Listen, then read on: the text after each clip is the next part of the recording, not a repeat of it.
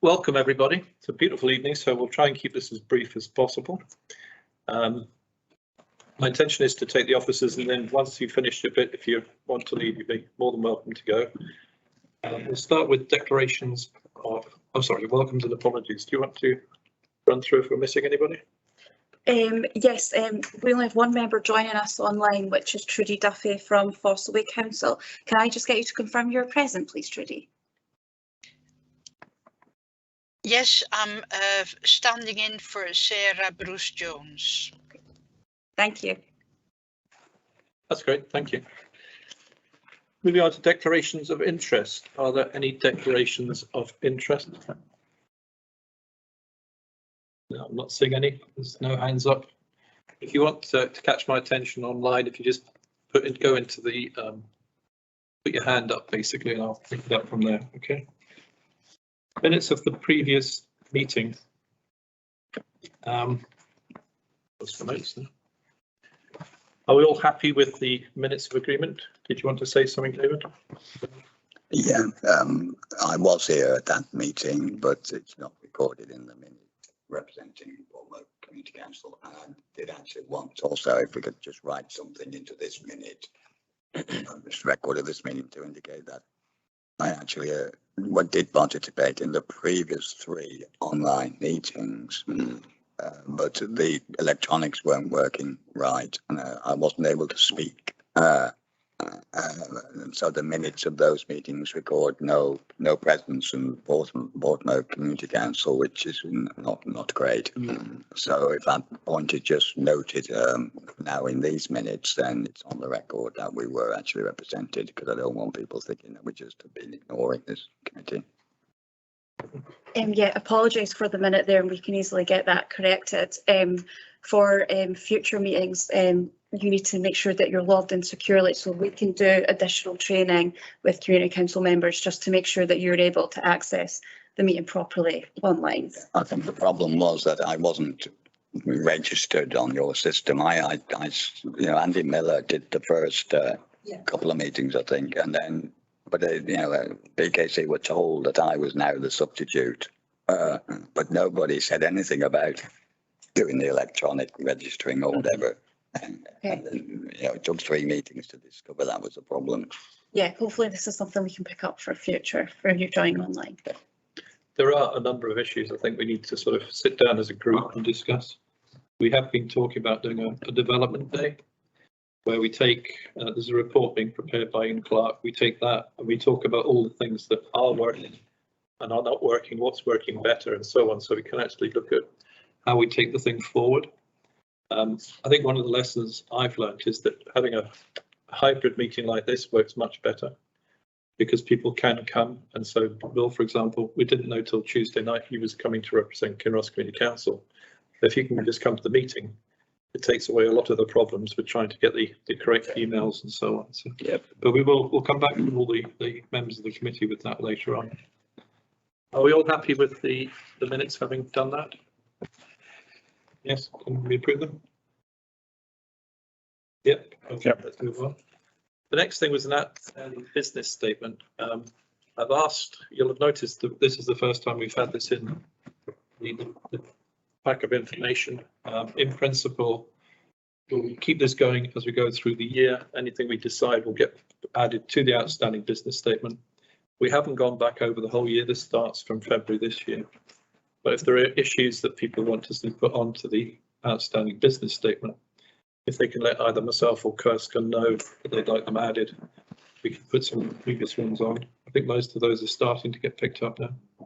But in principle, it's just to go through all what's been agreed.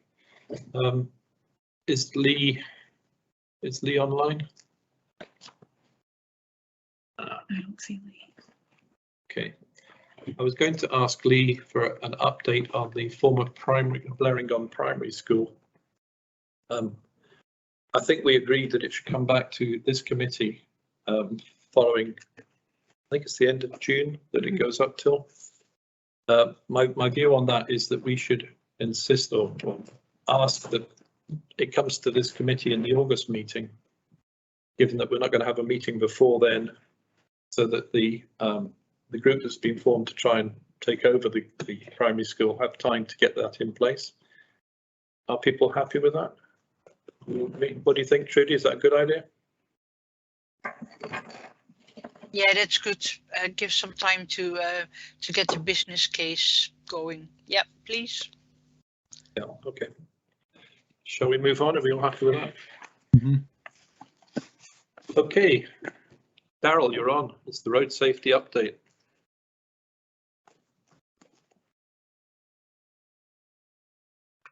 You need to turn on your microphone. Yeah.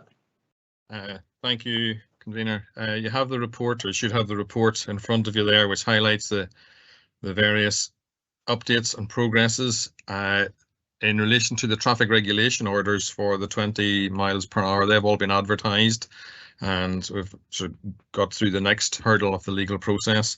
The 30s have all been drafted and have either been advertised or are about to be advertised. So we're still on track to get those installed now over the summer period. The next phase then will be the 40 miles per hour speed limits, which includes the section between Scotland Well and Knockmere Bridge, along with other sites across the council area. So everything is progressing with that.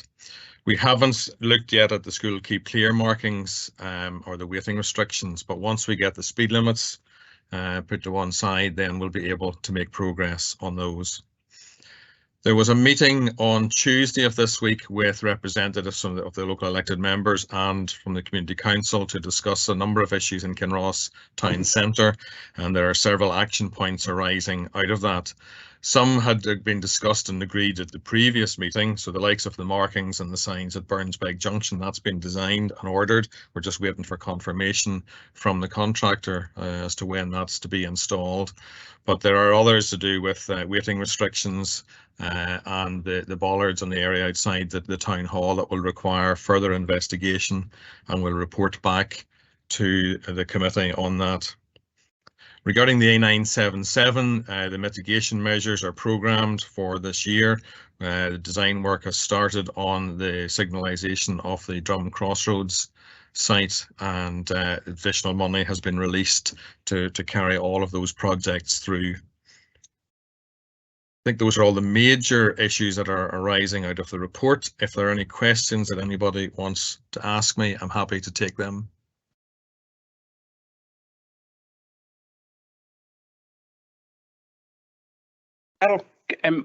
I get continually asked about the 40 mile an hour limit from Knockmere Bridge to Scotland Well. Did I pick up correctly that will be put in place this summer? That's our plan, yes. We were prioritising the lower speed limits, the 20s and the 30s, because we're actually grouping them together, a whole batch of them right across the council area, so we could put them into one single amendment to the traffic order rather than doing site by site. So we're just sort of completed our paperwork for the 30s, and we're about to move on to the 40s, so that yes, we would hope to progress through that and get that in place later this summer. Okay, thank you. And I've got one more question. I think everybody appreciates that your particular service is under quite a lot of pressure, capacity-wise. Is that pressure easing? I think that given the number of projects that we have, I think that there's still the same demand on delivery for us. Every time we complete a project, another project replaces it on the list of future projects.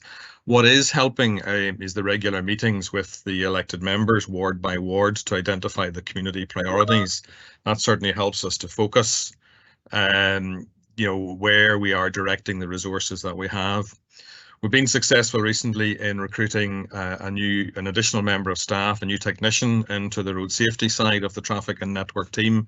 We are just getting the paperwork processed for that, and we hope that that person will be in place within within the next few weeks. It's probably going to be 3 or 4 weeks. However, that person has been brought in to help us deliver some of the projects that are on that list of outstanding road safety projects. So that will ease the pressure on the team and allow us to get more work put on the ground. That's encouraging. Thanks, Darryl. Thanks, convener. Okay, I think Mark wants to come in here.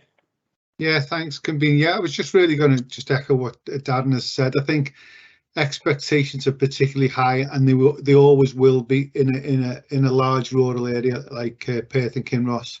So I think these meetings and working with ward members and community councils to identify the priorities and recognising that we can only do a certain amount is really, really helpful to us.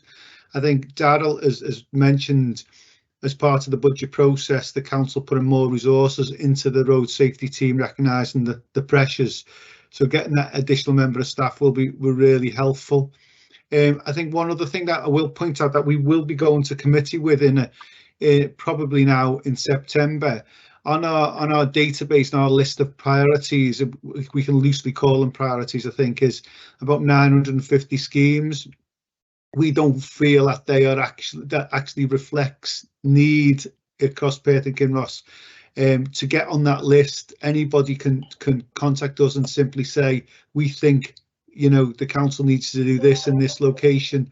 So it's not really a good way of managing the whole process. So we're going to be looking at doing it slightly differently and changing the criteria potentially to focus very much more on what is actually needed and what is actually important, as opposed to just really adding to that list of lots of schemes which will never ever be done because they're not a priority. They're just simply somebody's perception or somebody's viewpoint. So as I said, that, you know, we are changing the way we do things. We're getting more resources, and these kind of conversations and getting direct feedback from yourselves is really helpful. Thank you, Mark. Richard, you want to come in? And do you want to come in, Dave?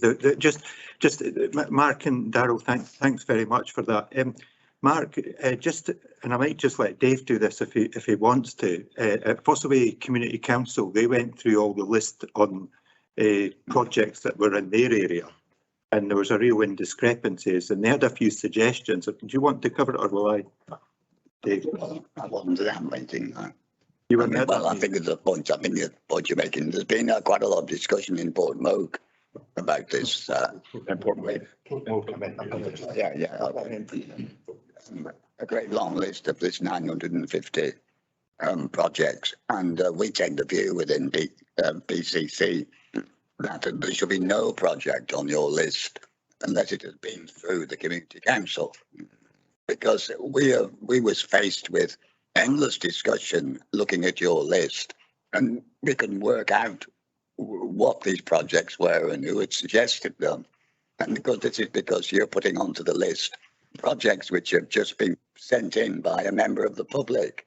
Now, they may be pretty valid projects and good idea, but our view is that they need to be routed through the community council so that the only projects on your list will be ones which were definitely supported by all of the community councils. And we think that your list would reduce massively if you adopted that policy generally. And I certainly would argue that it should be at least a policy within the Kinross shire area. Okay, do you want to think about that, guys? I think, Richard, you want to carry on with what you're going to say? No, just exactly what Dave said there. It's at the meeting there was at least, I think, probably half the projects for Port Mogue, I'm getting right this time, could have been taken off the list. And most of them, we spent a lot of time at that meeting trying to work out where they were and when there isn't. And if all the community councils had a bit more responsibility in doing that, I'm sure we would save you quite a lot of time and pressure in there. So it would be good if you could consider that. Thank you. There was mention at the meeting that perhaps they needed Darryl or one of the team to come down and just literally go through the projects to see if there's more information that's to hand with the officers, and just literally try and take as many off as possible. So they end up with a core that was left of the things that can be counted. No, that's not really what I'm saying. Is that if somebody, if a member of the public sends into PKC a proposal for a particular road project, the first question you should say is this supported by the community council? Yeah. And if not, you then say, well, go to the community council first. And fine, then we'll either say that's a really good idea, or we would say, well, no, it's really low in our priority list. So that when we're dealing with you and trying to establish priorities, we know what we're talking about. And even sitting here today, we don't know what these projects are about, and we don't want to be getting in a position where you've got to come down to our community council to explain what they are. When we see the list, the list which emerged months ago, we should be able to say we know what every one of those projects is because they've been through the community council. Can I come in, please? Yeah, of course you can, Okay. I think that kind of approach would be really helpful, and that's the sort of direction of travel that we're going in. It's not necessarily community councils, because that's not a decision for officers, that's more of elected members decision, but we can certainly look at putting options to the committee about how we do this, one of which maybe, well, everything goes through a community council. I don't know, but that would be really helpful to us, because that way it would be a more managed list. And as you said, at the moment, a member of the public can contact us and say, we think this is important, or I think this is important in this area, and it goes on the list. That may just be that person's individual views and not really have any need, but it's on the list. So managing it through a different forum would be helpful. But I think the only thing I would say, with great power becomes great responsibility, doesn't it? So, if everything goes through, for example, the community council, it would be for the community council to engage with the residents and tell that resident that's not going on the list, as opposed to at the moment officers. But we're definitely going in that direction to have a more managed approach. But that will be certainly something that we will be taking to our to a council committee, as I said, in September probably. Okay, I think Darryl's indicated he wants to speak. Yeah, we already have this facility in place in some of the areas. The likes of Highland Council, they have a road safety working group which includes representatives from each of the community councils in Ward 4. They have gone through the list with our assistance and have identified their priorities. So if there are 10 in one particular area, they'll have identified maybe their top 3 for us to focus on. In some of the other meetings, when we're meeting with the ward councillors, representatives from the community council are at the meeting.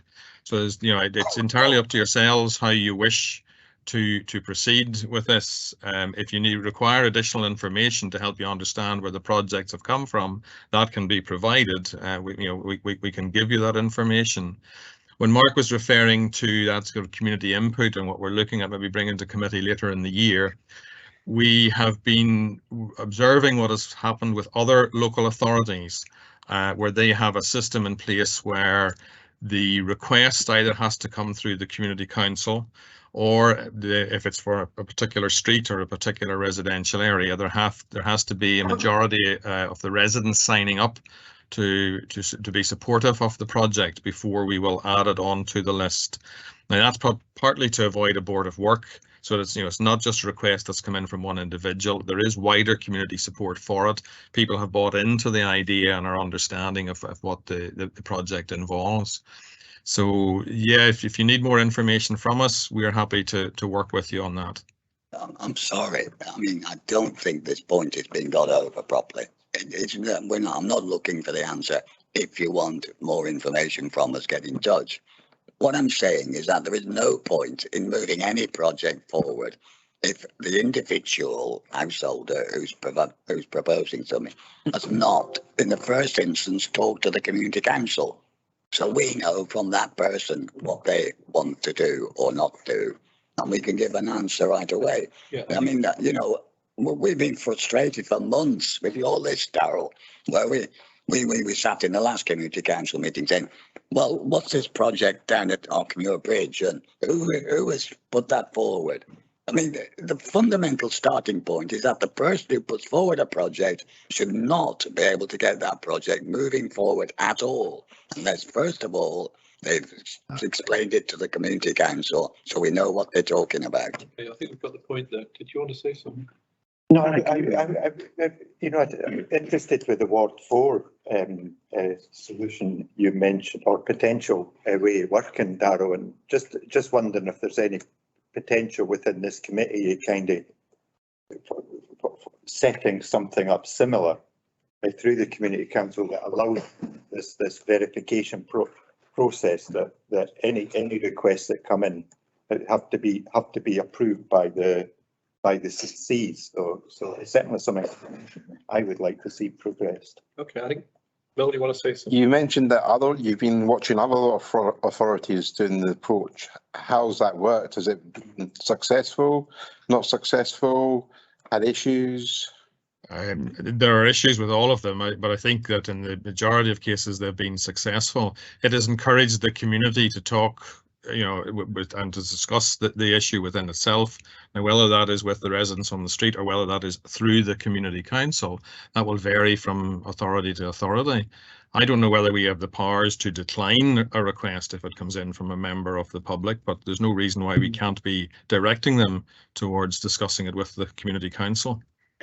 Yeah, I think, sorry, just to add to that, I think there are different ways of doing it. I absolutely hear what the community council's saying, you know, about getting these things prioritised locally, so they go on the list and there's a clear appetite for them, as opposed to things getting on there randomly. At the moment, we have a process in place which does allow people to get on the list, if you like. But as I said, we will be looking at options around doing it differently, which is exactly in line with what the colleague from the community council mentioned earlier. But we will need to take that to committee to get that changed. And then what we are likely to do is to sit down with community council's local members, go through the list and say, is this a priority or isn't it? And start to take things off and almost start again. But I think we're all agreed that having a list of 950 projects, which does not necessarily reflect accurately the situation in each ward, is not great, and it's undeliverable, and it raising expectations and putting an unconscious pressure on officers to try to get through this list. So we definitely need to review it. We definitely will, and we will do it in consultation and conjunction with certainly this committee. I think you want to say something, Willie? No, I was just going to say that I agree with what Dave Morris has said. I think we should, I think every member of the public should feed things into the road safety team and to the council. But I think it's to save mix-ups and misunderstandings. It's quite good if both local elected members know what they've proposed, and also the community council are aware of it as well, rather than so we're all working together. Okay, just to clarify, did we want to sort of look at doing something like a pilot scheme in Kinross and actually instruct the officers? We have the power to do that, I think, whereby... When you say a pilot scheme, do you mean like replicate what they've done in Highland Ward? Similar to Highland, Yeah. but actually set our own guidelines for it, so that perhaps any request for road safety work comes back to the community council if it comes from a member of the public, for them to discuss whether they agree with it. And effectively, it's the community council that decides what goes on to the list. I don't know whether that would work in Kinross or in Milnathorpe or in Fossaway. Well, we'll certainly take away. Well, we're certainly looking at options, and as I said, we will have further discussions on this, as opposed to be able to provide an answer today. But as I said, I can assure you that we will do it differently, and there'll be a better way of doing it with you guys than it is at the moment. Are we all happy with that? Mm-hmm. Yeah. Yeah. Sorry, I have a small point just for Darryl here. Darryl, you know, you've got a section there on the school keep clear markings. Does that include Portmoke Primary? Because, you know, we've discussed over years now about various road markings there. Mm-hmm. It wasn't a school keep clear that was originally proposed at Portmoke. It was waiting restrictions, yellow lines around the junction, and the yellow box on Bishop Terrace, where people park close to the red strip. Remember, you and I were speaking about that 3 years ago or something. That's right. The yellow lines we haven't progressed because we needed to be sure that there was going to be support from the residents. If we got objections like we had previously, we would have to take it to committee and ask for the objections to be set aside. But the yellow box marking, that should have been progressed. I apologise for that. That is something that we can action, and I've taken a note of that. Okay, good. Thanks. Okay. Thanks, convener, and thank you, Darrell. I just wanted to ask if there was any update on the vehicle activated sign schedule. I know there's a separate schedule of works for the vehicle activated signs that are to be installed during 2023. It was just to get an idea of how that's progressing, in particular in relation to Guinea Bank and Guinea Bridge, which are obviously close by each other, but they span 2 community council areas, because we have had a flurry of inquiries about speeding there. So it was just to see how that's progressing overall, I suppose, the VAS schedule for 2023. It's on as planned.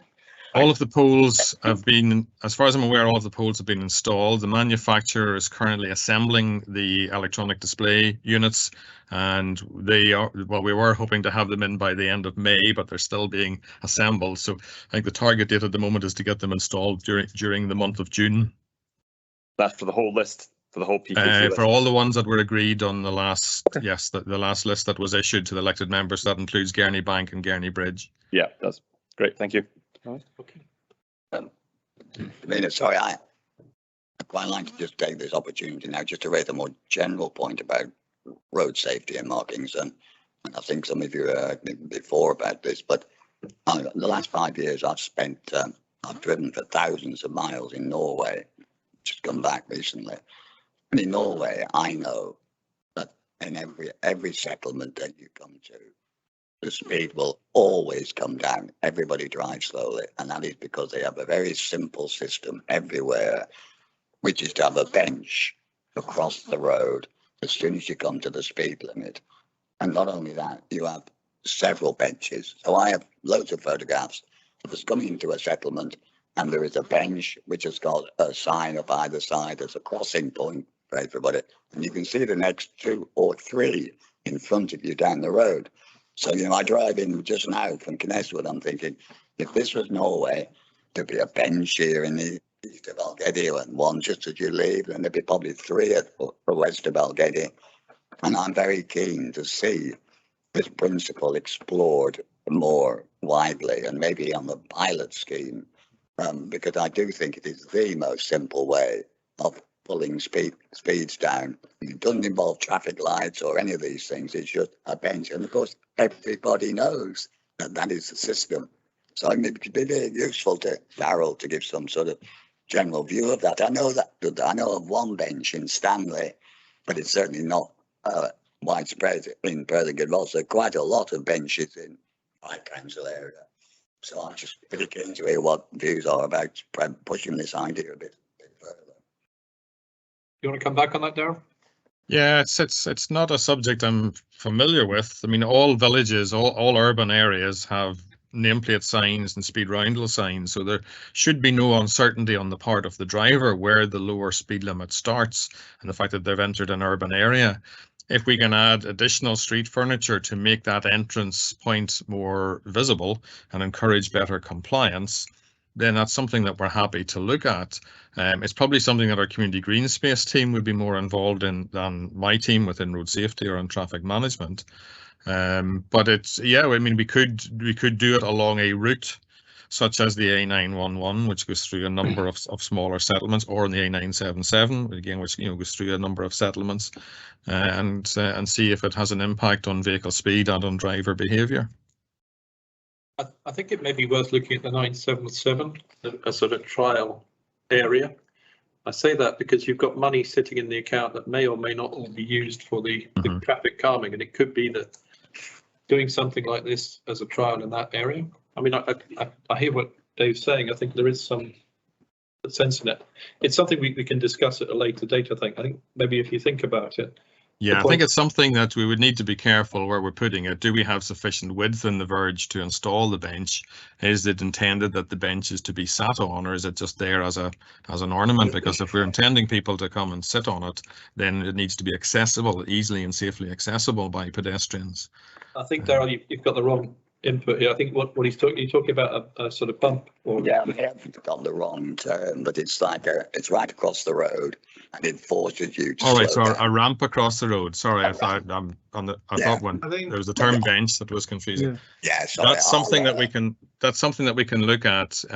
If you have it at the entrance point, I mean, if you think of the speed limit, 20-mile-per-hour speed limit trial, and the discussion we had about putting in physical measures on the road in Kinross Wood, not every community is supportive of having a raised physical feature in the carriageway because of noise and vibration.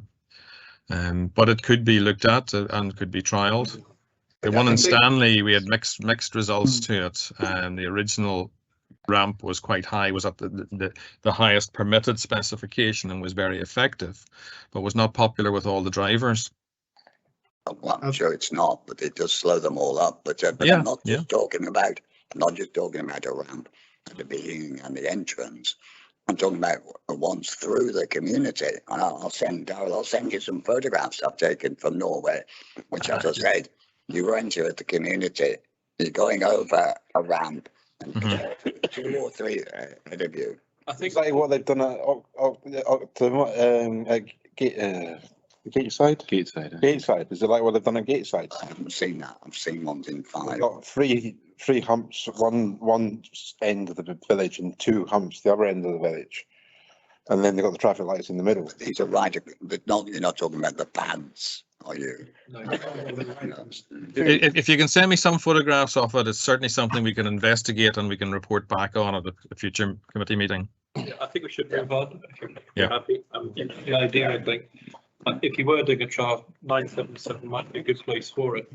Can I just ask one final question? Just Carnbow, do we have any information on where that's at and when it's going to happen? When the assessment would happen, or when we would get agreement on whether we put these measures in? And so can you just clarify that question, please, convener? I don't know if Trudy wants to come in here. Yeah, the residents of Crumbo really would like to know when it's there.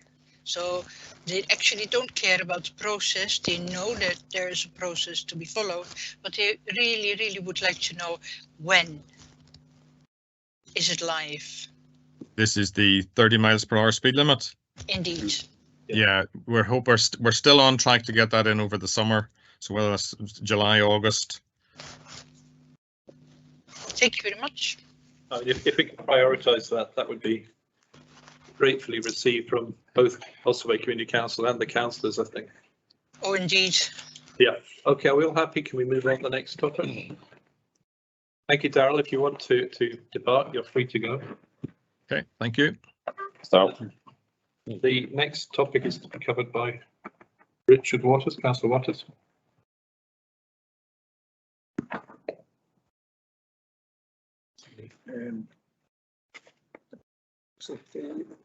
Of cemetery expansion strategy. William Gregg, it's, I believe you've got a presentation for us, and it's over to you. Thank you.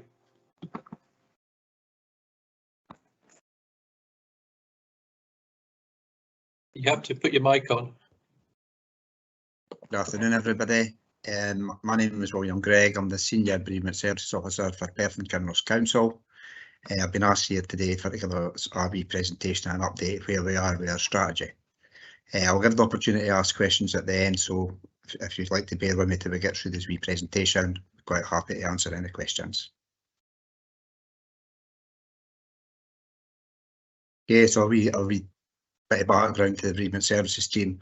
We operate the Perth Crematorium. We have 9 members of staff where we cover the cremations, the cremation and burial record keeping, and obviously the infrastructure for the 151 burial grounds that we've got take care of. We have closed 22 previously due to capacity over the last 20-30 years, and that's going to continue to happen as things progress, hence this new strategy.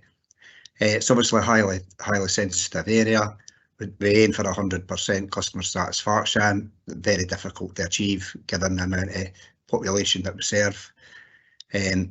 Carry out site and facility management. We deal with your local councillors, funeral directors, estates, property, etc., just to keep on top of the situation in the cemeteries. The current strategy was approved at the Environmental Committee in March 2016. This identified where we had less than 10 years capacity burial space. We've got a small budget for to spend on the strategy at the moment. Obviously, we're trying to be equitable across all the wards. Very difficult given that Kinross Shire, and as an example, it's under a particular bit of pressure. Any extensions that we do look at, we'll have to have 20 years capacity within that extension before we'll take it forward at the moment. Obviously, this is part of the consultation. It gives me an opportunity to explain and get feedback for use the councillors and the communities that it affects. So more than happy to take that on. The new sites that we're looking for 80 to 100 years capacity to kind of future-proof going forward, and that these larger sites will take prevalence over the smaller extensions. As you can see for the next slide, you see the areas where we're under pressure and that we're looking for to put in larger areas, i.e. Perth, Errol, Longforgan, Esture, St Meadows, Kinross, Crieff, Auchterarder, Pitlochry, Dunkeld, Aberfeldy, Blairgowrie. Dunkeld and Aberfeldy area are having considerable problems getting ground in these areas, but we are trying our best. We've set up a number of working groups with estates, legal, ourselves, property, looking for available bits of ground. So at the moment in Kinross Shire, we've got a fair bit of capacity. We've got Blairgowrie with 50 years capacity, Cleash with 30, Crooked Devon with 23 years a developed ground with the option of at least another 100 in the Fossaway Cemetery. 250 layers in the Fossaway Cemetery. Obviously Glendevon's closed. Kinross North, we've just developed that area. It's a wee bit of an experiment for Perth and Kinross Council where we've developed a wildlife themed cemetery. It's at the moment it's maybe looking a wee bit rough, but as it progresses, that will start to develop and mature, and hopefully that will be a future insight into what's going to be happening in the cemeteries. Obviously, along the Thornton Portmore there at the moment, when we say they're closed, they're not closed totally. It's closed for new layer purchase. We don't have any capacity to sell new layers in these cemeteries, but we do still have capacity for redigs, etc., where there's only maybe one interment in a layer, so family can still continue to get buried in these layers. I do know for communicating with 2 or 3 members of the community council that there has been a bit of upset in the communities because people who have been long residents of the area are unable to get buried in these cemeteries. As you can see for the next slide there, you can see a number of cemeteries on the left hand side there, and as you go along you can see how many full layers and the dates and how much capacity is in there, years remaining in each of these cemeteries. So as you see, Aberfeldy's 6, Abernights 3, Dunkeld's 3. As you can go down the list there, and we've got the Kinross North. That's a new extension. We did have 14 years in there, but the capacity rose right across Perth and Kinross because of the pandemic. There was more deaths than was anticipated. But yes, at the moment, Kinross North's at the 10 years capacity. So in Kinross Shire, we're looking for one large site that will serve the whole of the Kinross Shire area. And the next slide, you'll be able to see a couple of the sites we've already investigated, ones we're going to investigate. We've already carried out test digs at the Gallow Hill site, the GS Brown site, and that was unsuitable. And we also carried out a couple of test digs on the B996 road on the left hand side, the northeast Kinross, going out there with a number of test digs in there. Again, that failed. There's a number of factors which we have to consider when we're asking for permission, and obviously that's the landowner. A lot of the pieces of land are getting farmed by under leases, so they can't give permission. When we do approach the actual landowner, they will only give us permission to get on because we can damage drains, etc. So there's that restriction on us getting in there. There's a lot of SEPA regulations as well about the soil type that we're digging into. It's got to be free flow and it's got to be able to drain any of the body fluid through it. So we've got to make sure that it fits this criteria. When we're doing test digs, we take soil samples at 3 foot, 4 foot, 5 foot, 6 foot, 7 foot and 8 foot, and that gets sent away for analysis. So we'll have to do that with every site that we go on. When we're looking at sites, we've got to make sure that a pedestrian can reach it, there's public transport, etc., etc. So that's one of the criteria there is, amongst many criteria. Obviously, as well, we looked at sites that are very close to the M90.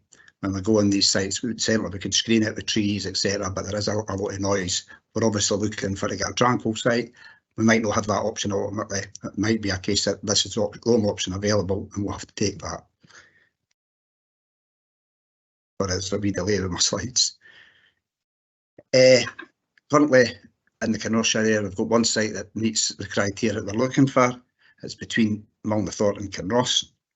There isn't a good public transport system in this area, so we're looking at developing that. As I say, it's in the slide there, it's within the local landscape area, so we'd have to have a good reason for it to develop this. We'll have put it into the next LDP3 review process.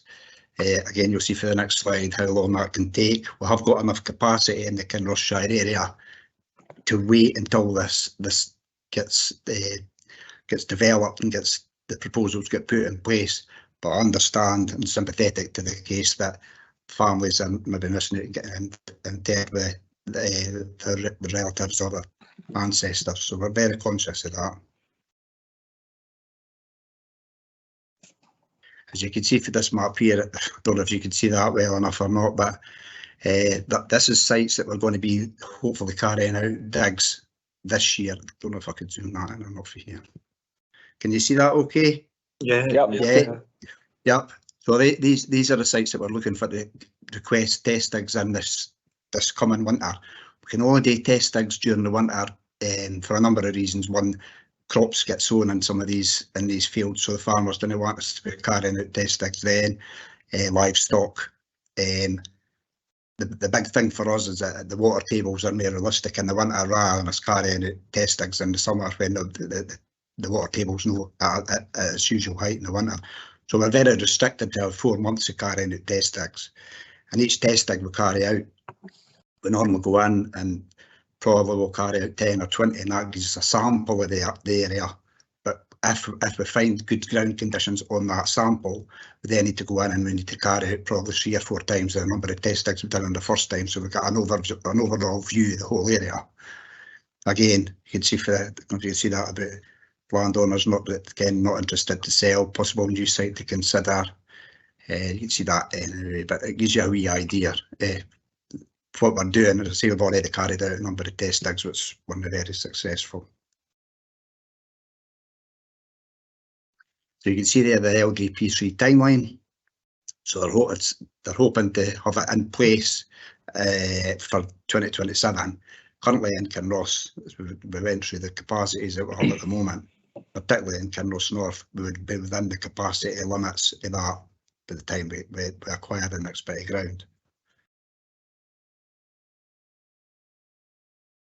So, which I mentioned before, suitable ground is difficult to find, so local authorities must compete with house builders, industrial use and farmers to obtain the land.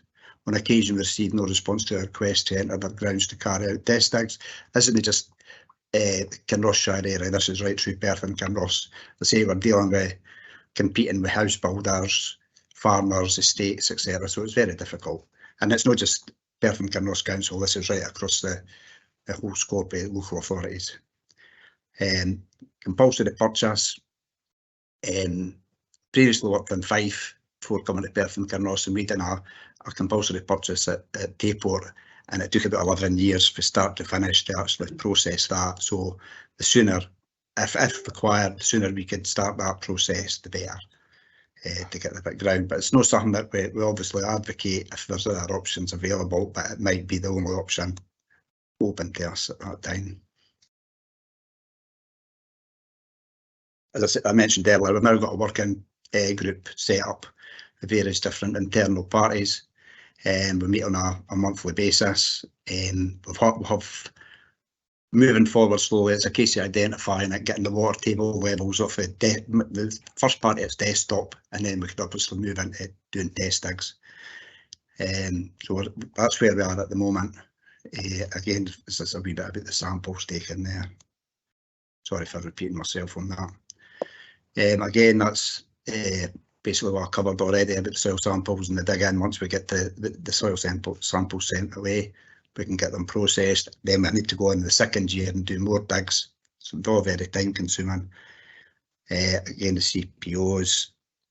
But we are looking at more, rather than just cemeteries with just rows of headstones on it, we're looking for the development of a more parkland structure, more people friendly, so it's not just a cemetery they're going to, it's an extension of to the community area and a park.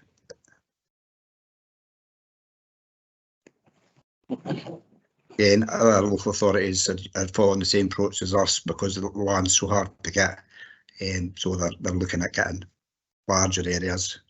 Like the Genefield in Perth, we've only got 7 years left in there at the moment, so once that closes, it'll just be like what we said before, no new purchases, layers. And there we're at the moment looking at various different sites in Perth and outside Perth. So a lot of the areas has already been spoken up for with LDP2.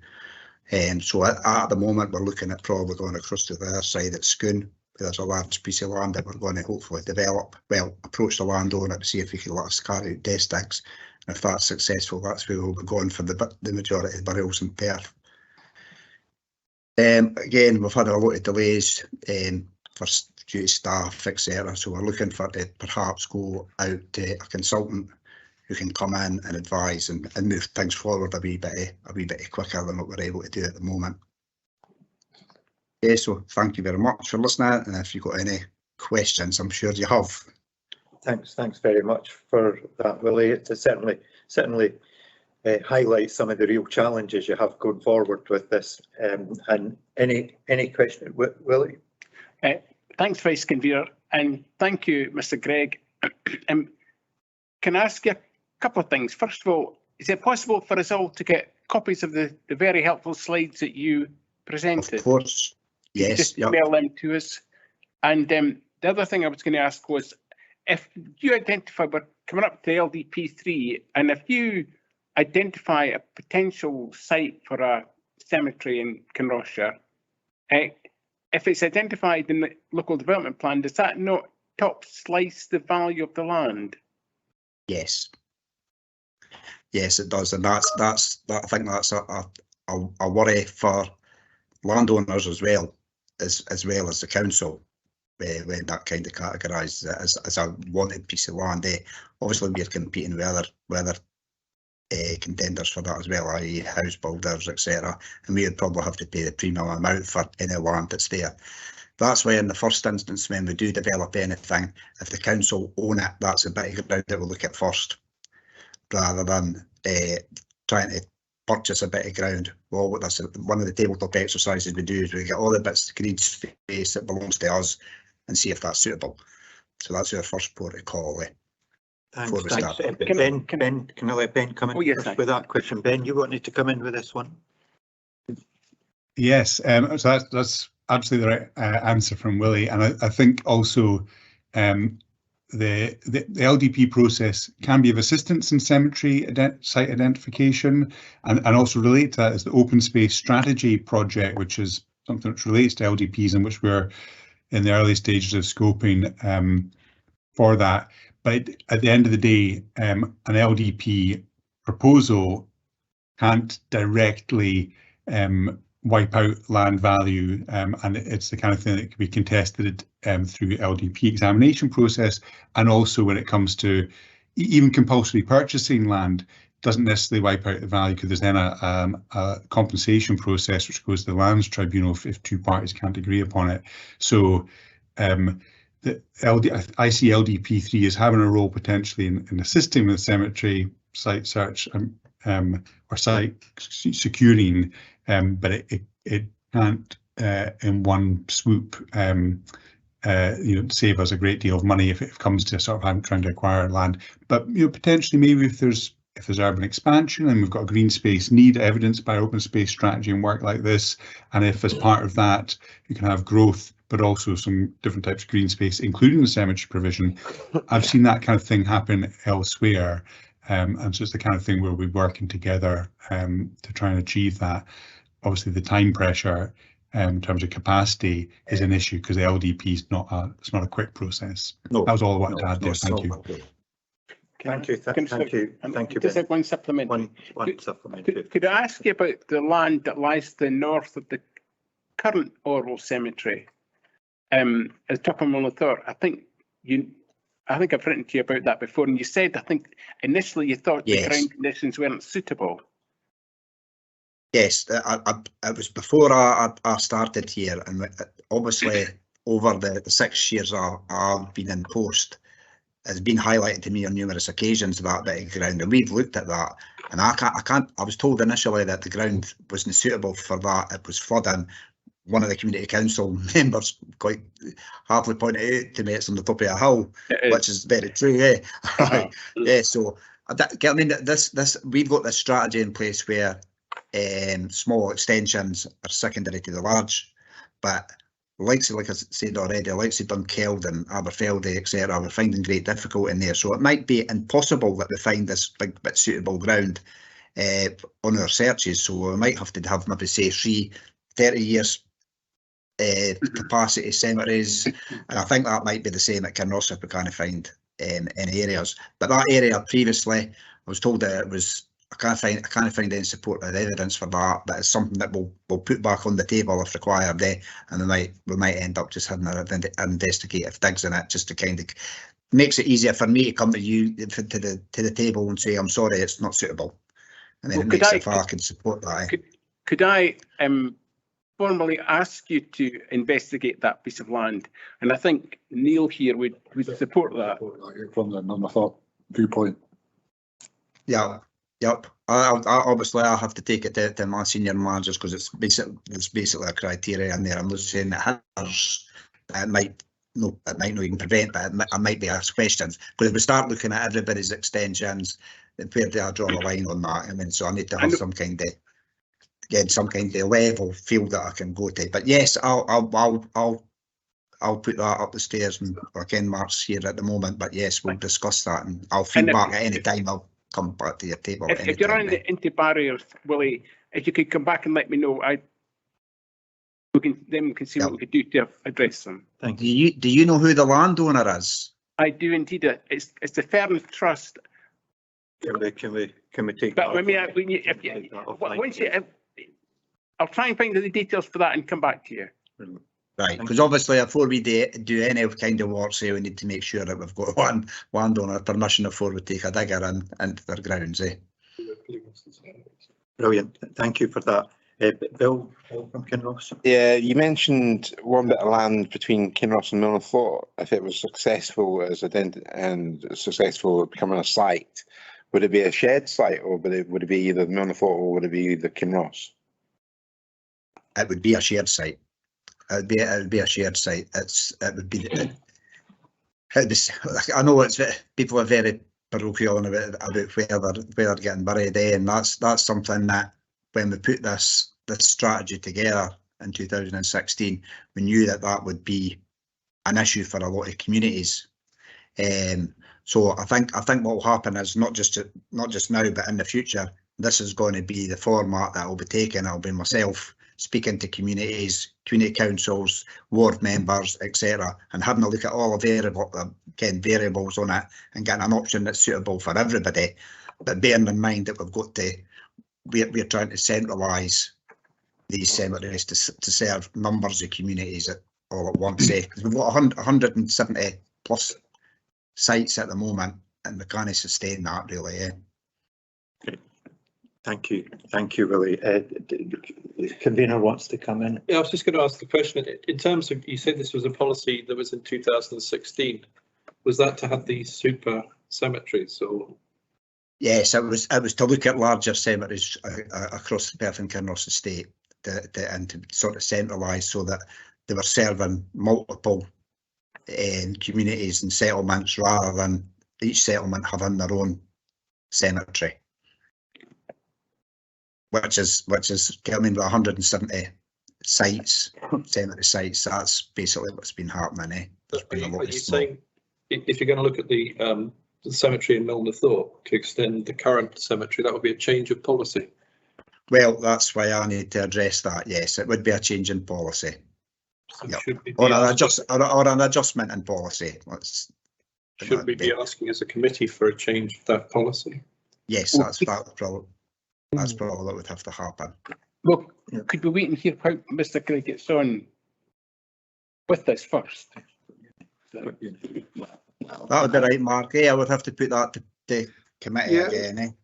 Yeah, sorry, I was just going to come in, Ken, if that's okay, convener. I think this report has got a lot of similarities to a previous report in the sense that the council put in a policy or a strategy prior to the committee being in existence, and prior to this it was a different way of working. So similar to the last report, we want now, or we're adopting a model which is very much more around local engagement, speaking to you know local representatives about community needs. So I can't see any problem with anyone on the call today suggesting to us, you know, sites which potentially could be suitable.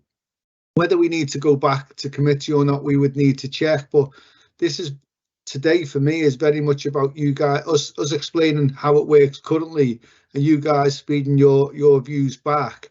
And then if we need to go back to committee and look to change the policy or not, we can certainly look to do that. But I suppose my point is, just because there's a strategy or policy at the moment doesn't mean that we can't or shouldn't change our approach, because the direction of travel we're moving, I think, as a council, is to do that local engagement and meet local needs and get more discussion and engagement around how that happens. So, you know, I'd welcome any views or suggestions today, and we'll happily go away and look at them and see what we can do. But, you know, just because we've got a policy, something in place before the committee, doesn't mean that it's set in stone, because we're doing things differently now.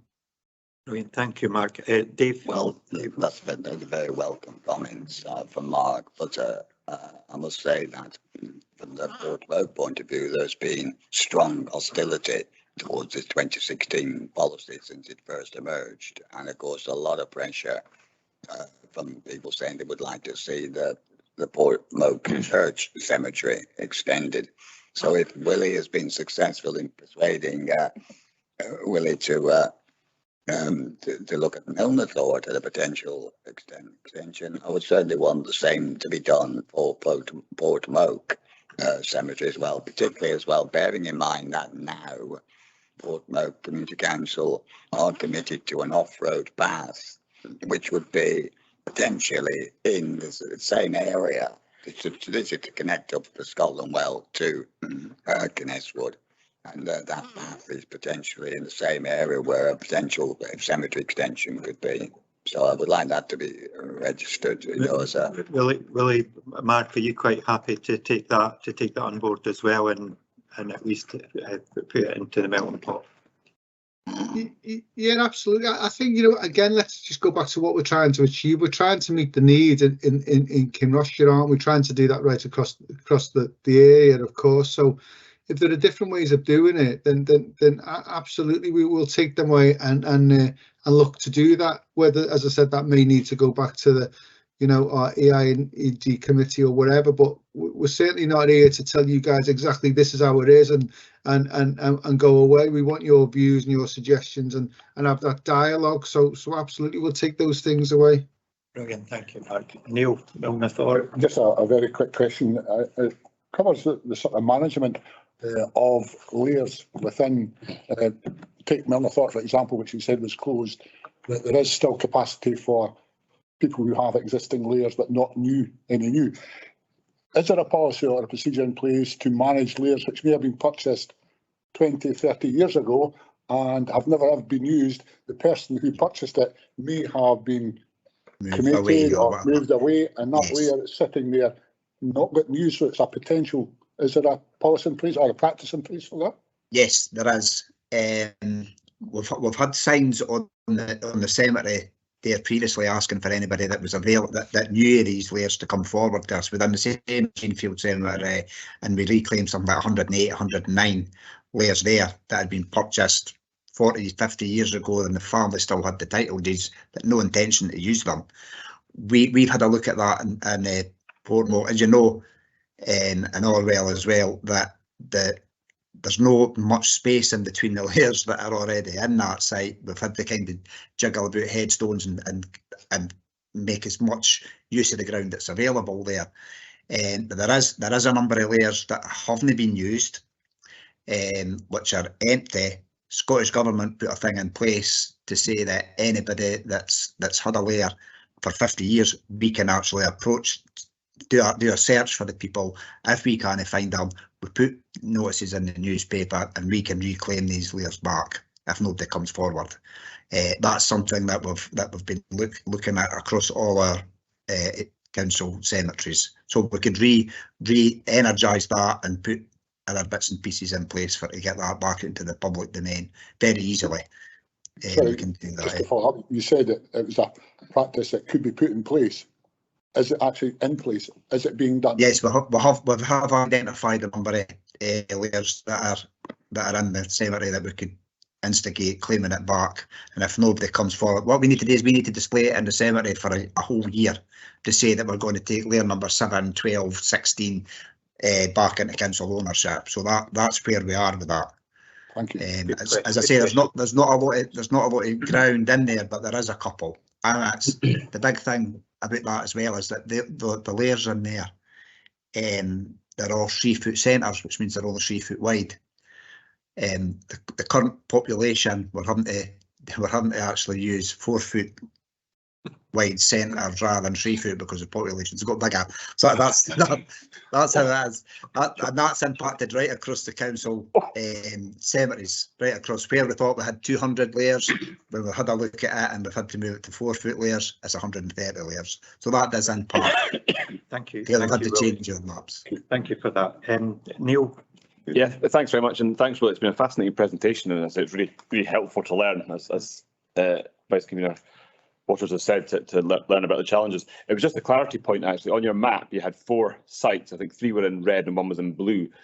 What was the difference between the blue and the? Right, that's 2 in Ross and 2 in Milnathort. So it was what's happened is with all our sites right across Perth and Kinross, estates have scored them.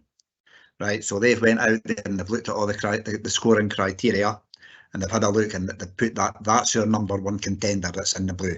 That's the one that's going to be our first port of call, and then if that's not successful, we'll kind of put it all out. But what we'll have to do as well is it's like a bit of a horse race. Say we need to look at all sites all at the same time, rather than sort of go, we'll invest in this site, we do the test digs, then we put all our eggs in the one basket, and we find it's not suitable, then we have to move to the next one.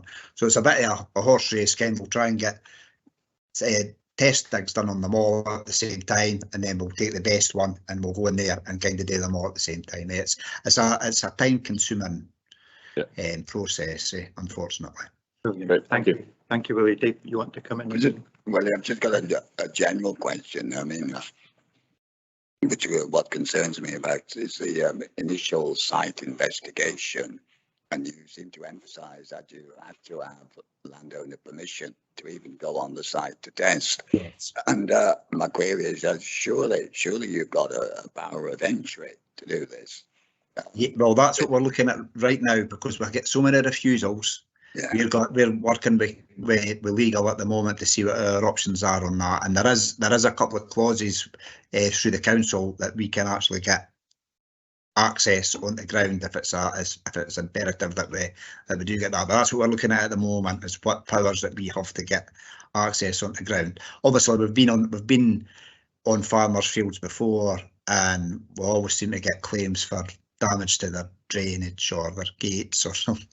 Yeah, I mean, there's always a price to pay for us getting. But I think it would be helpful if this committee tonight supported that and helped Willie with to get that whatever needs to be done to sort that out, because it seems to be ridiculous if a landowner can simply refuse entry and just stop the whole process. So I think if we're all agreed, that ought to be documented. Support that.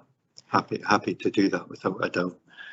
Convener, I assume you're in agreement with that. I think so. Yeah. If no other questions, can I ask a quick question, and it might be more towards Ben? The big conversation has taken place, and given the sensitivities that Willie's covered within his presentation, as the big conversation has taken off in the coming month around the area, is this a topic that will be on it to get the views of people, and as we prepare for the LDP or as we feed into it, and just to get a kind of idea of what the communities actually feel within the big conversation?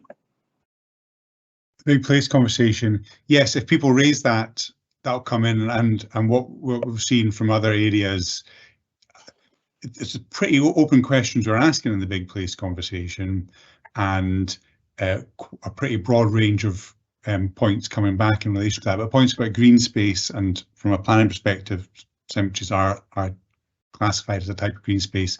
There's broad questions in terms of that. He uses the place standard questions, which are a Scotland-wide tool, which is very effective at getting people to come forward with, their thoughts about the place they live or the place they use. So I do anticipate that will come through as a point, and that's fine. That's fine at the early stage for LDP3. That the big place conversation is, we're in listening mode, and so if people are saying that, then that will come through in what that process gathers. Brilliant, thank you, Ben. Any other questions or anything? And just so the actions on this is Willie and Mark, you'll go away and look at the investigation side, the potentially doing that for some of the Portmilk and the Orwell, the Milnathorpe side, and we'll try and support as much as we can as a committee, and there was no other outcomes in that one really. Good, brilliant, good. Thank you. That was really Could I just feed a wee bit of information? Sorry that I hijacked this. I'm not sure if you are aware that that's the Blair and Gone memorial now being re-erected at Blair and Gone Cemetery. It was onto the old church there, and we've moved it and we've put it further up the back. That's probably going to get, for want of a better word, opened in the next couple of weeks. I'll let everybody know if they want to pop along for a photo opportunity. And just to kind of publicise that we've moved that, and it's looking, I don't know if you've been aware, when I send you the paper, the slides, I'll also send you a wee bit of information and some pictures of that being moved. It's been the 6 years that I've been here, it's been in the way to getting moved, so that's it, finally moved now. Thanks, Willie. I'm sure an ex local councillor from this area will be present there. We don't have to name him, but we all know who he is. Willie, that was a great presentation. Appreciate it, and thanks very much, and have a good evening. Cheers. Right, thank you very much. Thank you. Okay, I'll take back over again. The next speaker is the availability and potential use of commuted sums for affordable housing. We have Ben Wilson here he's the Planning and Housing Strategy Manager, probably better known as the man behind the LDP3. So over to you, Ben. Thank you.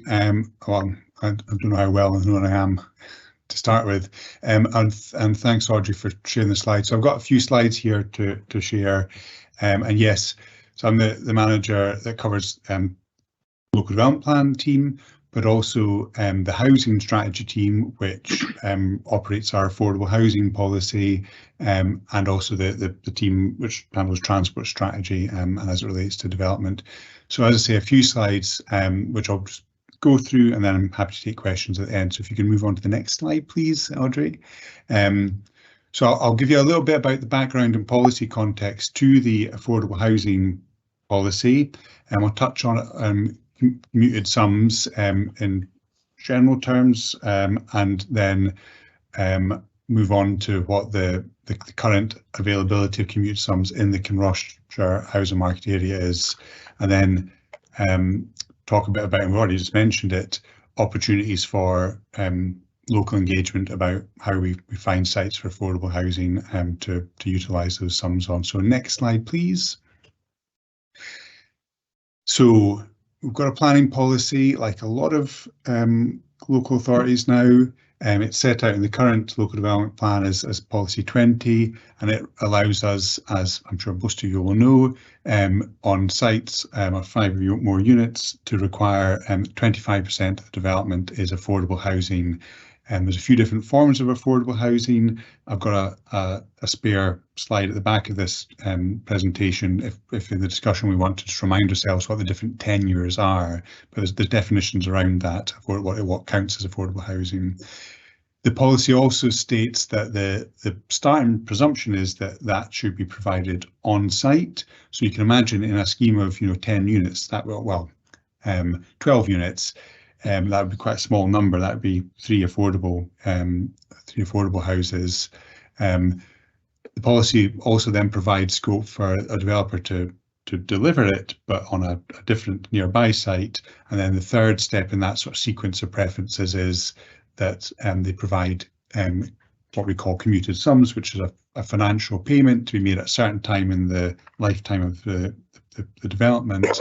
And that's really equates to the land value of the plots that affordable housing would have been provided on site. So in the example of a 12-unit scheme, it equates to the land value of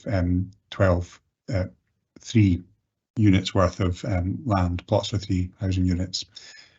The LDP policy is accompanied by statutory supplementary guidance that provides a bit more detail, including the criteria for accepting commuted sums.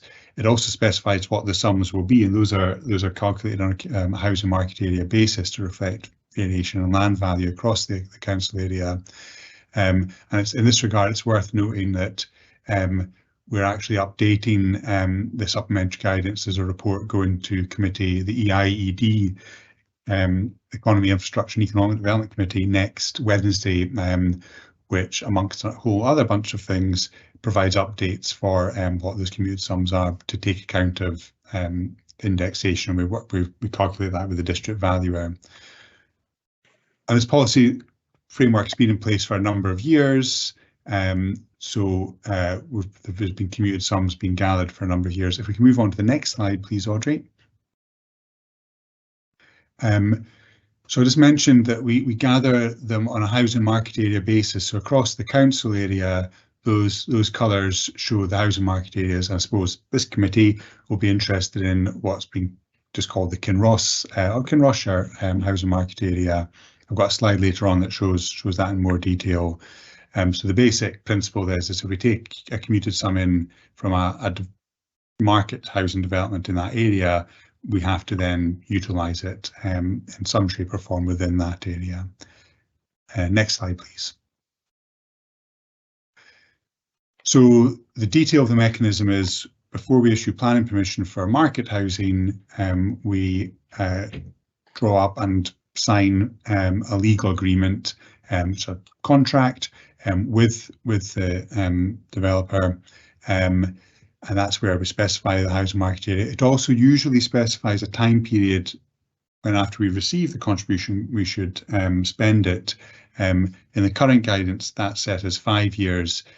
However, I'm not personally familiar with what earlier versions of the policy were, and you find that some plan permissions were originally signed quite some years ago, and so the context may have been different, and the way the legal agreement was then set may have been different. But the current guidance is a 5-year time period after the council's received it, which isn't necessarily the same as when the plan permission's been issued. It depends upon what the trigger for the payment is.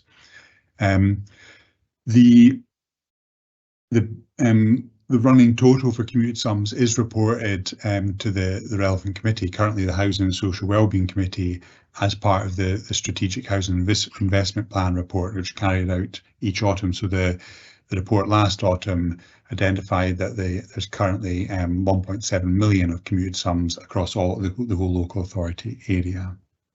Next slide, please.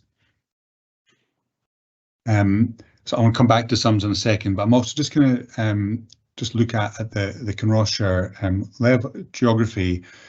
First of all, where has affordable housing been provided over the lifetime of the planning policy?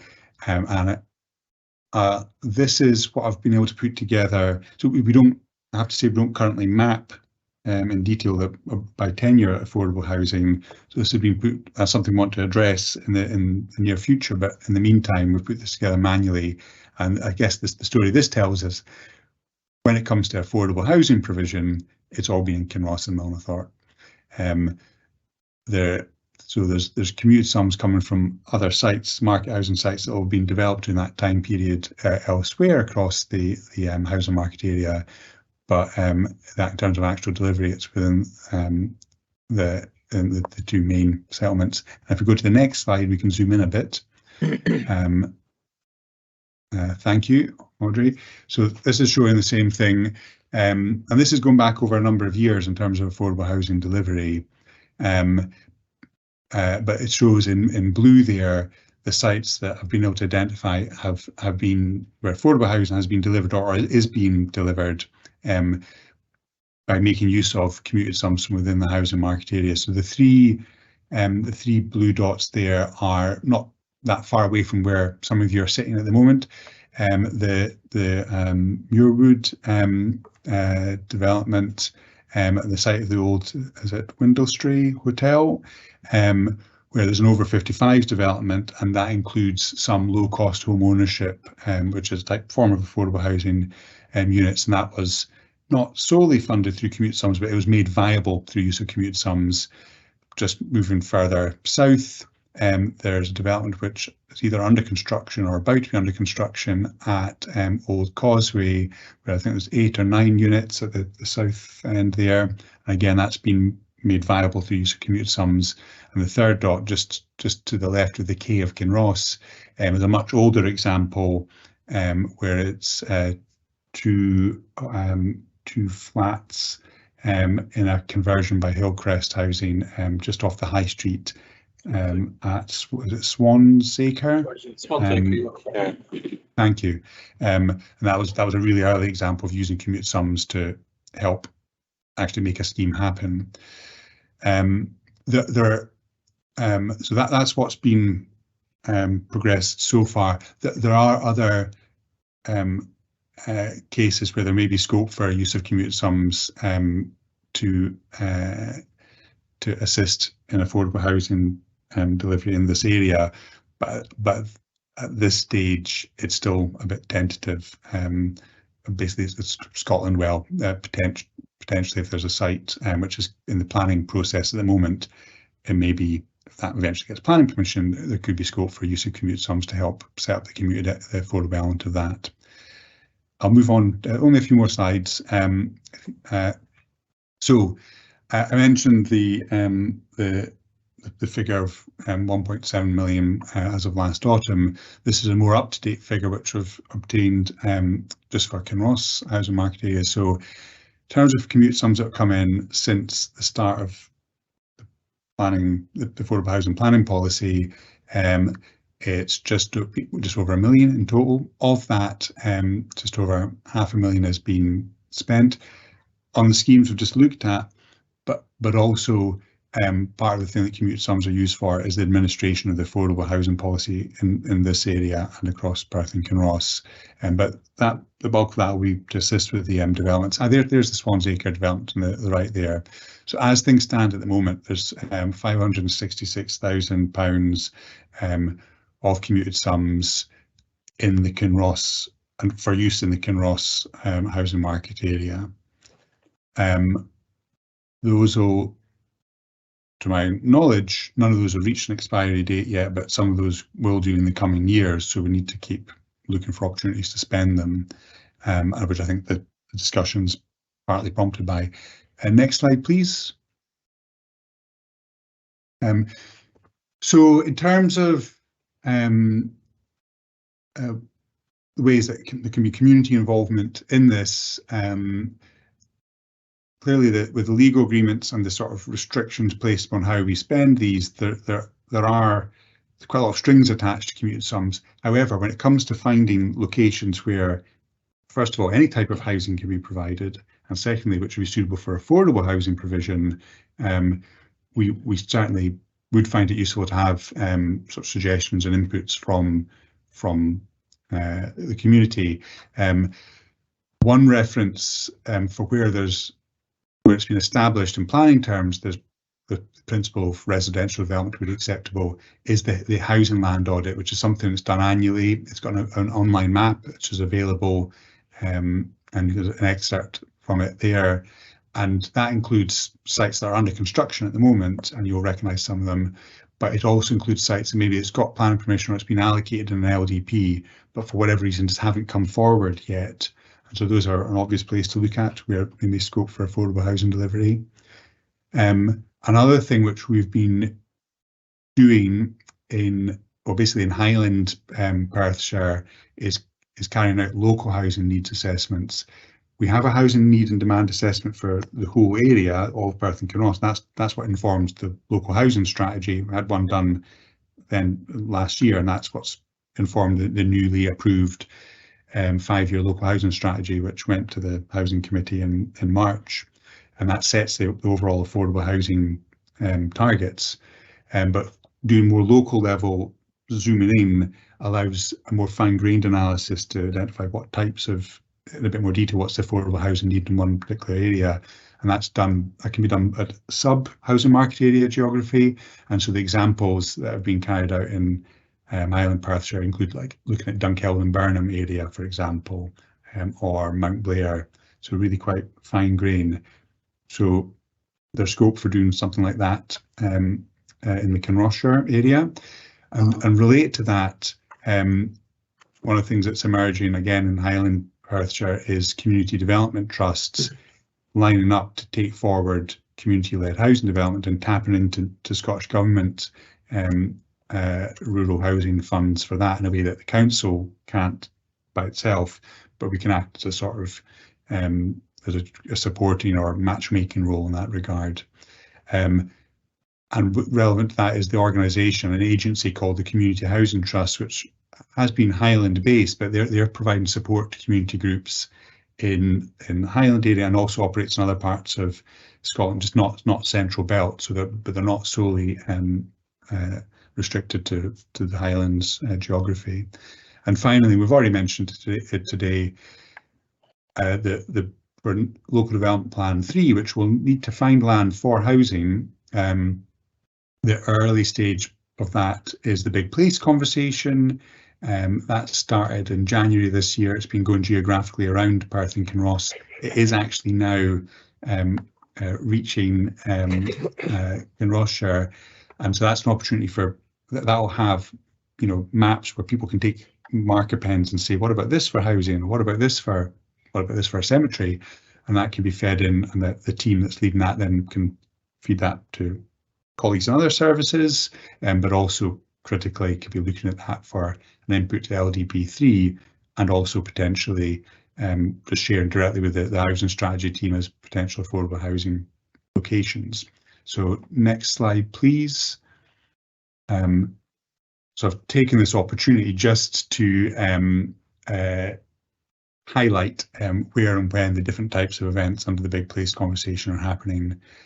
And there's also lots of information there on the website.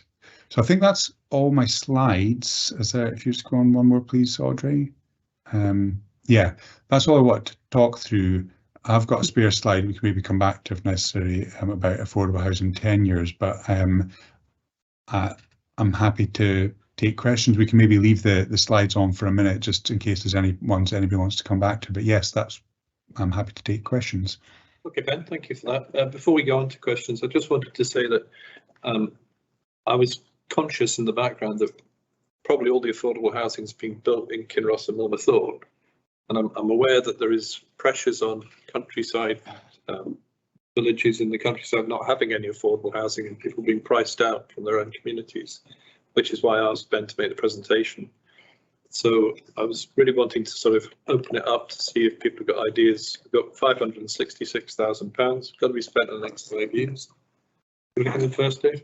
Well, I'll be perfectly blunt about this, that the implementation of your policy is absolutely hopeless. If you look at the communities on the east side of Loch Lomond, Loch Leven, in all the communities, the general comment is that people would like some form of affordable housing for their kids as they're growing up, because the present system just means all the young people have to move away. And the fault of that lies with your planning department. I can explain to you at great length sometimes how your planning department has dealt with the Lomond inside. We in the community council spent years arguing to the planners about the need to have some housing development on that side, but not to fill the site up with 5-bedroom houses. And we also argued very strongly about the need for green space provision, for car parking provision, all of these being appropriate uses within the key part of the conservation area. Your planners paid not the slightest attention to any of the comments made by our community council.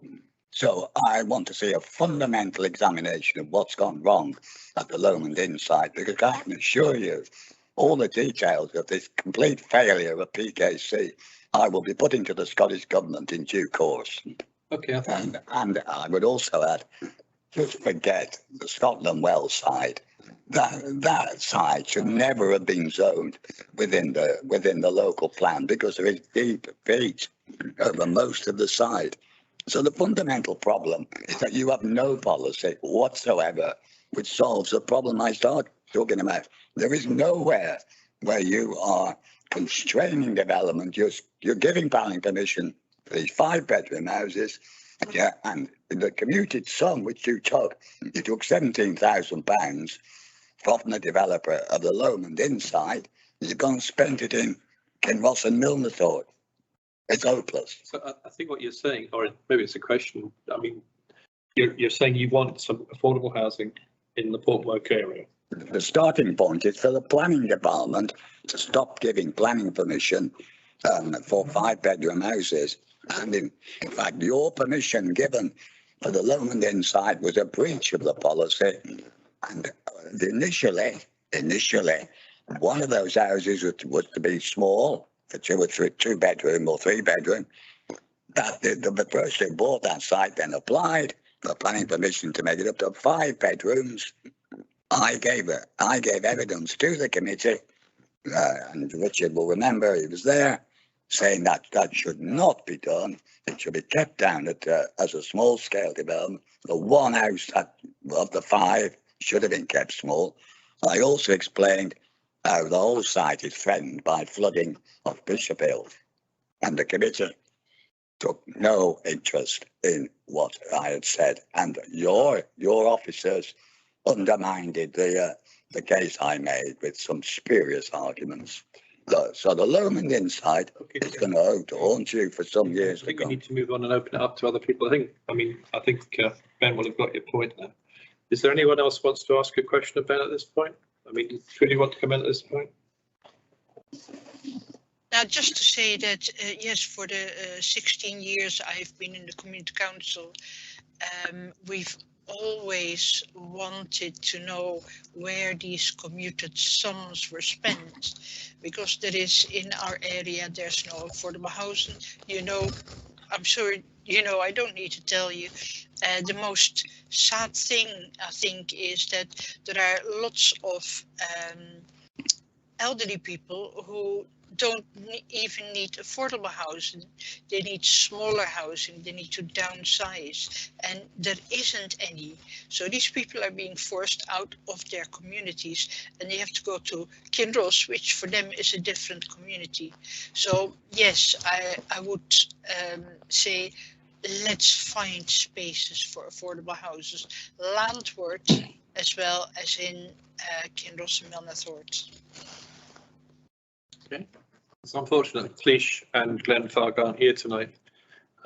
I'm sure they would be saying the same thing. So I think the message from the committee is, can we please look at putting affordable housing into the countryside, into the communities out with Kinross and Milner Thorpe as well? Thanks, Sabina. Is that something that we can do as a target as part of LDP3? Did you get that, Ben? So what's the specific question regarding LDP3? Could you actually make one of the objectives of LPP3, LDP3 rather, that we address the lack of social housing, affordable housing in rural areas like Portmoak, Fossaway, for example, because it is, as Trudy says, it's very difficult for people who want to live there and stay there to do so. They're forced into urban areas like Kinross, which none of them want to do. Okay. Do you want to say something, Neil? Yeah, thanks. It was just, I don't know if Ben wanted to come back on that before. Do you want to come back on that, Ben, or? It looks like it's frozen. Really give him a shot. Did you want to come back on that, Ben, or do you want another question? No, I'm happy to. So I glitched slightly, but I heard the question and happy to answer it. So that's already objective for the local housing strategy, and a key thing here is for the local development plan and local housing strategy and the transport strategy to be aligned, and that is, I think, possible by and large. So action 1.4 of the local housing strategy, approved just in March, is to deliver more housing in community development led affordable housing across Perth and Kinross, and that tends to has been in rural, small scale and in rural locations, and that applies in Kinross as well as in Highland Perthshire. So there's already some emphasis there as an objective to be providing more in rural housing in rural areas, including small settlements in Kinross, and the local development plan, without prejudice to the outcome of the big place conversation, and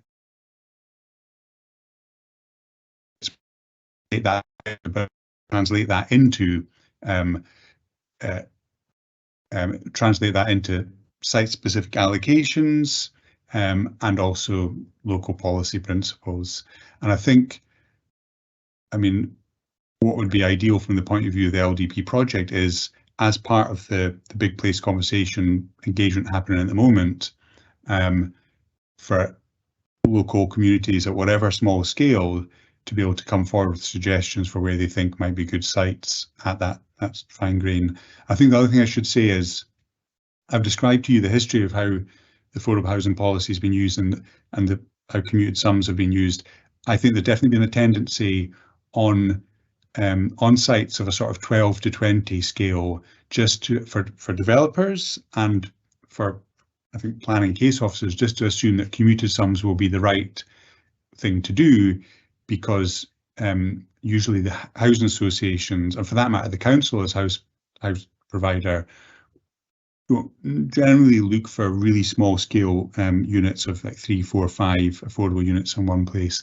However, since preparing the local housing strategy last year, we've already changed our approach to more normally be seeking commuted sums, and one of the changes that's happening in the supplementary guidance draft that's going to committee next week is to reinforce that first preference is on site. We're not usually looking for contributions, we're looking for on-site provision of one shape or form. I think as that beds in, we'll see more on-site provision in small scale sites, even in advance of LDP3. I think can I just comment, sitting on the planning committee, we are starting to see more applications come forward from rural areas where affordable housing is getting delivered, which was something, in the last year where it was something we didn't see. And I would have to say that we are seeing in the planning committee 2 or 3, none in this area yet, but they have started to filter through. Neil, you want to? Thanks, Kevin. Yeah, it was just, I think, actually slightly to what Councillor Waters was just saying there, and it's a bit of a daft laddie question, but in terms of, I understand that obviously if a development comes forward from a private developer and it's of a certain size, there's a requirement for affordable housing. But obviously the committed sums are relatively quite small in terms of building, entire schemes. So what are the options to the council in terms of actually instigating development? If that makes sense. If you decided you want to put 5 houses in Scotland Well or Portmoak, what are the options? Because obviously the funds available wouldn't do a huge amount, I don't think, looking at them, in terms of delivery. But obviously, as part of a bigger, as getting something over the line, it's slightly different. So what are the sort of processes for, or the options for that? Is it sort of council putting in the funding to build the housing? Is it sort of gone out to sort of tender to say this is for? How does it kind of work in that? I'm just trying to get an understanding of how you would go about building 7 affordable houses in, say, Portmoak when you've only got $500,000 in the bank. Thank you. Yes, and so that sum, if that sum relates to land, or originates from land plots, and to give you a sense, the outgoing guidance, the sum is 19 in Kinross housing market area is 19,000 per units. That's for the plot. In terms of actual construction, that figure, the average price for constructing a 2-bed affordable housing flat at the moment is 200,000. So that figure of commute sums, if it's going towards construction and only funding, we'd only be able to get 3 units. Yeah, but that's exactly. not the purpose of the commute sums, is to relate to sites and land, or to get something else over the line to make it viable. But to answer your question, so that the council's affordable housing programme with its partner housing associations can seek sites and bring them forward as planning applications without having to wait for a market developer or landowner to identify the site. And that, off the back of the new local housing strategy, that programme with its new increased target, which is 210 affordable housing units per year on average, or 1,050 over the lifetime of the 5-year housing strategy. That's the job of the affordable housing programme, is to build up a pipeline of sites and land. One of the bits of work that we're doing off the back of the local housing strategy, and one of its actions, is a study to look at urban area capacity, but that by urban means just anything at settlement scale. It's defined in the current local development plan, so really quite small settlements will still count as urban area. And looking again, are there sites there? The big place conversation will be an input to that. If we were to do a local housing needs assessment or assessments for sub areas within Kinross, if we thought there was an appetite for that in communities for that to happen, that would be a useful thing as well, because it would help identify, well, where are the places of greatest need.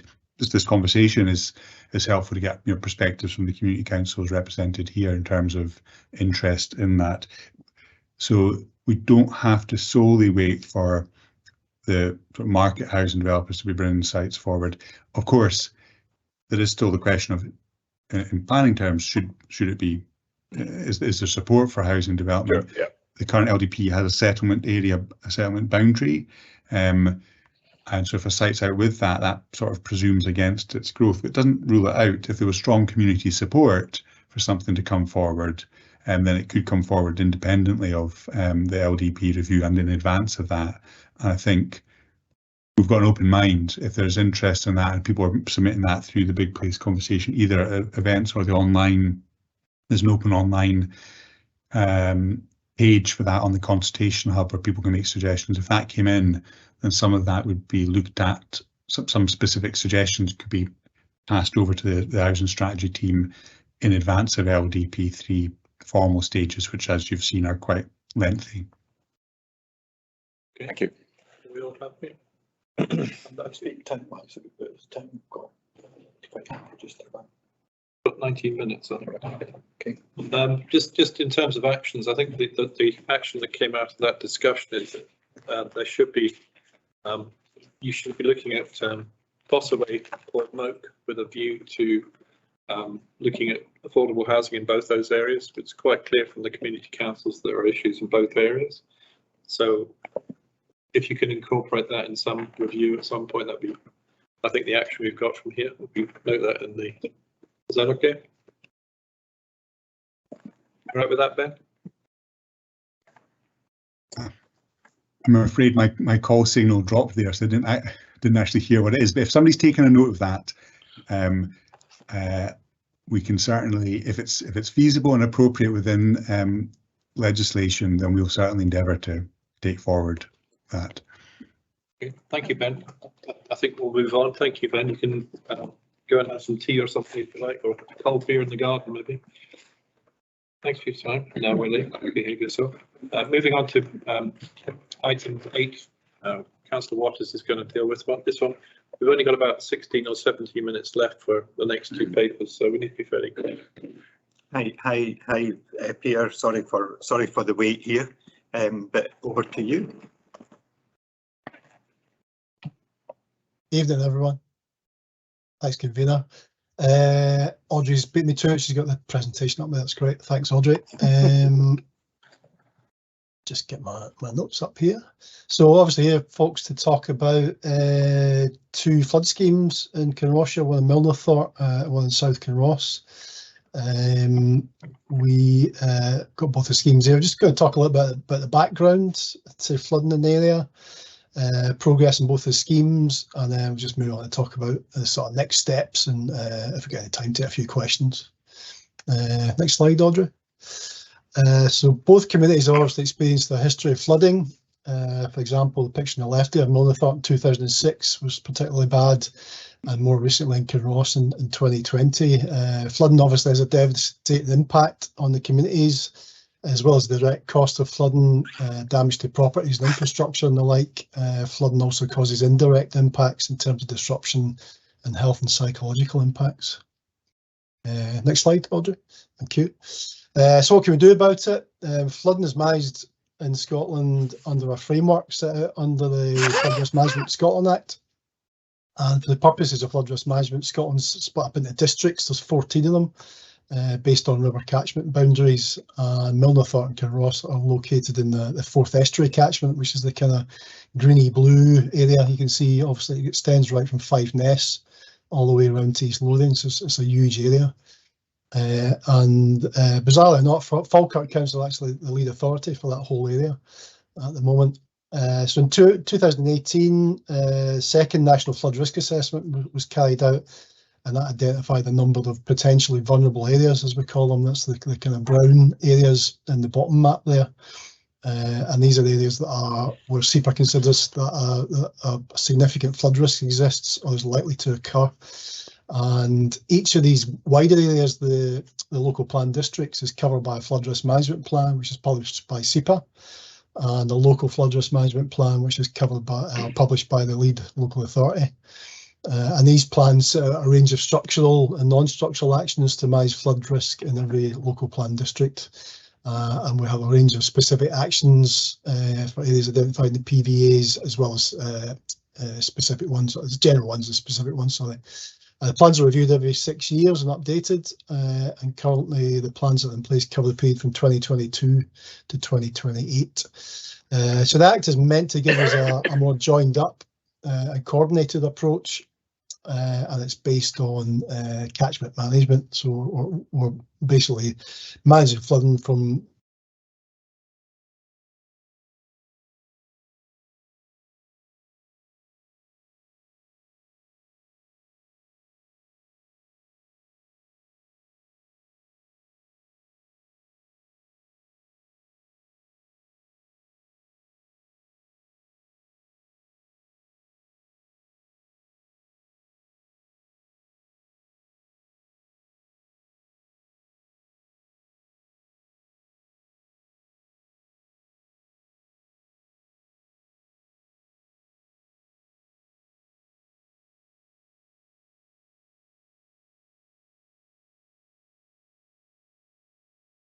I've got time to come back.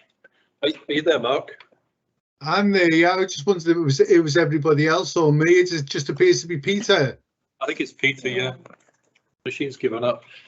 We'll move on briefly to paper 9, which is the available funding. He's back. Peter's back. Okay, we'll come back to you, Mark. Sorry, Peter, we lost you. Yeah, apologies. My team seemed to just drop out there. I don't quite know what happened. Okay, I'll just try and continue. Follow John. Next slide, Audrey. Thank you. So this was the general and specific actions I was referring to. These are specific. The lower section there for Kinross and Milnathort, that potentially vulnerable area. The list at the top, which I won't go into in detail, is as well as doing these flood schemes, we have a lot of general actions as well in the area. There's other things such as flood warning and water course maintenance and the like. In terms of Kinross and Milnathort, we've got flood schemes in each area. What's known as a surface water management plan we're going to prepare. The one for Milnathort is ongoing. Kinross is yet to commence. I can come back to talking with them a little bit. They focus on surface water flooding as opposed to river flooding. And then we've got actions around maintaining the existing flood schemes in Milnathort and things to do with community engagement and community resilience, because there's a community resilience group that's been set up in Kinross itself. Okay, next slide. In terms of the two schemes themselves, they're part of the original 42 schemes approved across Scotland back in 2016 by SEPA and the Scottish Government. And if you're on that list, and both the schemes are at numbers 19 and 28 in terms of the national priorities, that then attracts 80% of the scheme costs and capital grant from the Scottish Government, and the remainder of the scheme costs will be funded from the Council's capital programme. So I'll move on to talk about Milnathort. Thanks, Audrey. And then just next slide again. Obviously, we've had a history of flooding in Milnathort from the back burn, or the Fockey burn as it's known locally, and also some issues with surface water flooding. We've had a bit of both. Flooding occurs around Milnathort Cross on Back Lone, Westerlone, Stirling Road, New Road and South Street. And in 2006 and 2010, the council actually did two different flood schemes to reduce the risk of flooding from the back burn. And in 2011, we did a surface water investigation, which identified a viable surface water flood scheme as well.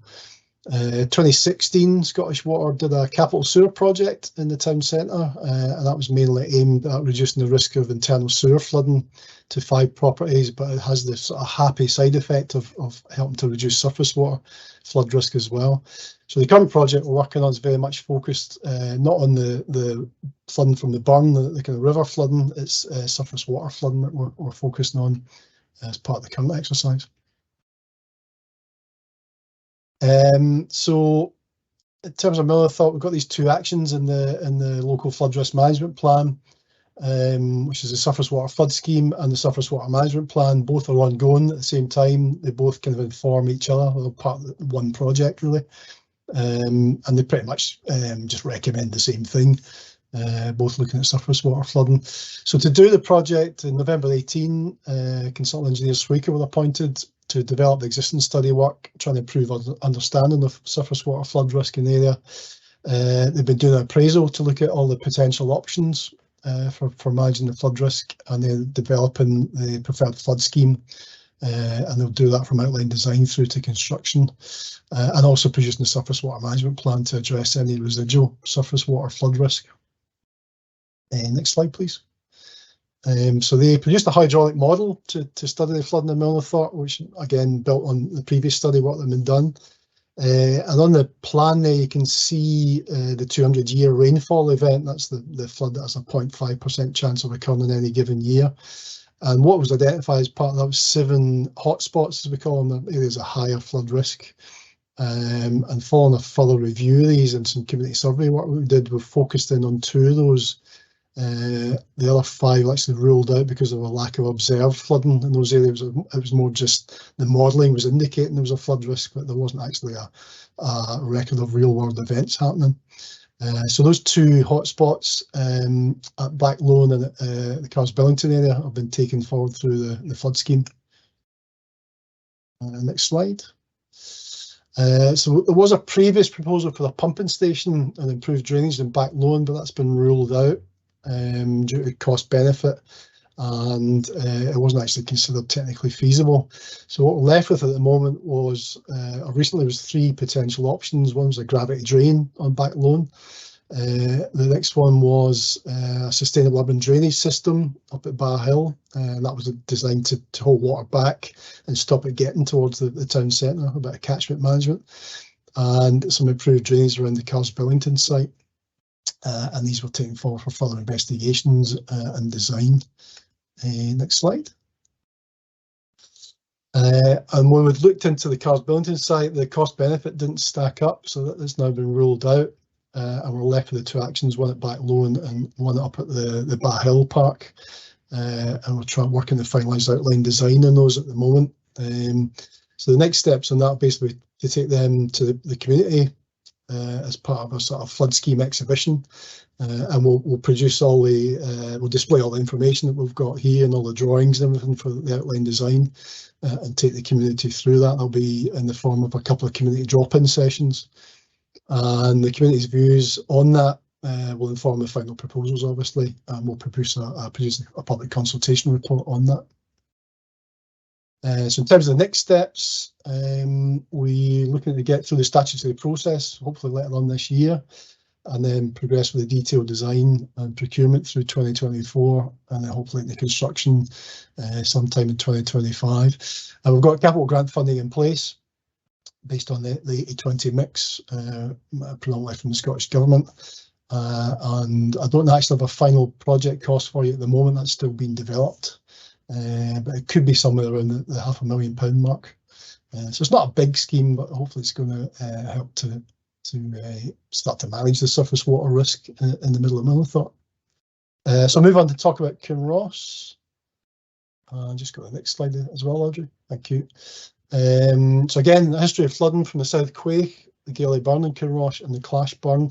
So we're really looking at the southern end of Kinross. We've had previous flood events in 1993, it was pretty bad in 2006, and then the two events that everyone will remember from 2020. And the areas that mainly been impacted so far, around about the Quake Place area, Smith Street, High Street, and around about Loch Leven, the sort of auction march site, etc. Those kind of areas have been affected. So just going back a bit, the 2010, the original flood study was done for this, which identified a viable flood scheme. That was put into the original Forth Estuary Local Flood Risk Management Plan. And in 2019, we engaged consultants at RPS to deliver the flood scheme, again, from outline design right through to construction. Next slide. So the work to date is involved topographical survey work, new flood.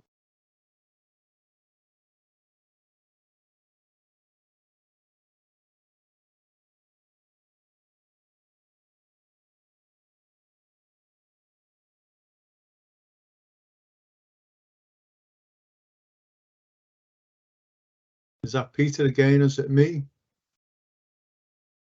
Would say when we can't hear them anymore. Yeah. That's because no one knows sitting there. Yeah, sorry, it's not you. Could we not defer the last paper to the next meeting? It's only a 2-minute job. Okay. Do you want to just go through it, Mark, on the final paper? Yeah, okay, yeah, I can. I will be really quick. I think the purpose of the paper is just really to provide a bit of clarity to the committee about the resources available to the committee at the discretion of the committee, really. So I think we've got £50,000 there in the pot, 40,000 from this year and 10,000 that's been brought forward from last year. And we really need to, well, first of all, just make you aware that that money's there. But I think the most important thing is we need to develop a criteria for you to allocate that and a process to allocate that, to be perfectly honest. So I think today's report is just to, mark in the sand that the money's there, and we'll bring a paper next time, or maybe as Councillor Cuthbert indicated earlier about the potential for a development day, we might pick it up on that day. But if not, we'll certainly bring a paper next time talking about the process and what the money could potentially be used for. That's it. Thanks, convener. Okay. Any questions on that? No. I just think that's a good idea for talking about the development. Yes. Yeah, because I'm pretty worried that here we are now well into the next financial year. There are no ideas on the table, no criteria. So, we potentially are going to have a huge rush to spend that money. And I think the only really important criteria is to come forward with projects which are relevant to the area as a whole. Yeah, I mean, I think that's what Mark's saying with the development day. It's about, I mean, it's easy to spend money, trust me. It's quite easy to spend the 50,000, but it's about what's the biggest buck we can, biggest bang we can get for our buck. So that would be what we would discuss. Anyway, Mark, thank you for that. I think we'll move back to Peter, who seems to have reappeared, has he? Hi, Peter. No. Oh, he did for a bit. The bit you did for a second. What do you want to do? How many more slides are there? Yeah, Do we want to just go through the slides? how much is to go the presentation? I can't see that. Oh, I think if we get the copy of the slides, yeah, Just sure go that. through the slides. Yeah, can we just go because it's through the self-explanatory. just go isn't through it? the last few slides, and if there's anything in there, we can try and. Peter can catch up with us. We can talk Peter through them. I think the significance of this is that It's just going over the rivers. 200-year flood zones in South Kinross. But it has the Backwards. head of the new flood model, informed 2020 floods. Ground. so it's in play basically. Yeah. Sorry. I think Rory Stewart may be on the call. Rory's actually the engineer that's working on the scheme. I don't know if he's still on the call. He could maybe help us out. You take Was over. that Peter back now? Here we go. Sorry, I've not actually prepped to deliver this, so bear with me. Just talk through the slides for us. Yeah, absolutely. So in terms of the background to where Peter got, so in terms of work that we've done so far, that's included in the list there, topographic surveys, new flood model, which has been informed additionally by the 2020 floods, consultation with landowners and key stakeholders, the environmental impact assessment, which is not yet finalised, it's still ongoing in the background to the outline design. We've done initial ground investigation works and public utility slot trenching works, which have been ongoing in the last couple of months and are just about reaching completion now. And that's feeding into the overall appraisal and outline design, which again is nearing completion and will hopefully be completed in the next 2 to 3 weeks, hopefully, all being well. Could get next slide, please. Yep. So in terms of the background to the flood, and that's essentially a map that shows the overall limits of the predicted 1 in 200 year flood event, and the areas of Kinross that affect. So you can see it's downstream of the South Quake around the industrial zones of Todd and Duncan, the old BCA car auction site, and Karonka. It's pretty heavily affected down in there. And then for flood cell 2, as it runs down the Clashburn, you've got pretty significant flooding on the Mire and then down Smith Street as well. So the scheme is designed to protect along these areas. And there's also an additional flood cell 1 up at the services at Turf Hill, which will include soft engineering in terms of embankments, which will just act as more of a flood retention zone to stop that flow of water running through the services, as is shown up at the top of the map. So Rory, sorry to be thick, but yep. So all those sorts of light blue areas are not existing locks or rivers. The light blue areas is the areas which risk of potentially flooding. Yeah, so that's the light blue area is essentially showing the flood extent for a 1 in 200 year event, which is what the scheme's been based upon. Flood cells, off the top of my head, flood cells 1 and 3 have adaptation for climate change built into them as well. And flood cell 2, because it's just a culvert upgrade, has already been taken account for climate change. But yeah, that's essentially the kind of extent of flooding that we're looking to protect against. Next slide, please. So as I was just saying, I've kind of preempted myself there a little bit. That is the extent of the proposed scheme. So it's split into essentially 3 flood cells. Flood cell 1 is dealing with the South Quake and hard defences along the bottom of the South Quake there, in the industrial zones that I just mentioned, out towards the boathouse at the mouth of the loch. Flood cell 2 is down the Clashburn. It's essentially upgrading and diverting the existing culvert through taking it from the top of Hopefield Place and rerouting it down the footpath towards the Mire, It'll then run open channel along the bottom of the mire, and then into Smith Street, where a culvert upgrade will take it out to the lock. Is that you back, Peter, now? Sorry, folks. It's all right. You can. I'll tag you in.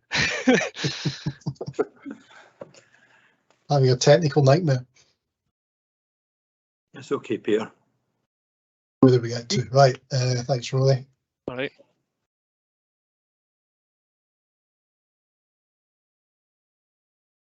Feels like Rory's carrying on again. Yep, I think the technical nightmare is continuing, so I'll just pick it up again.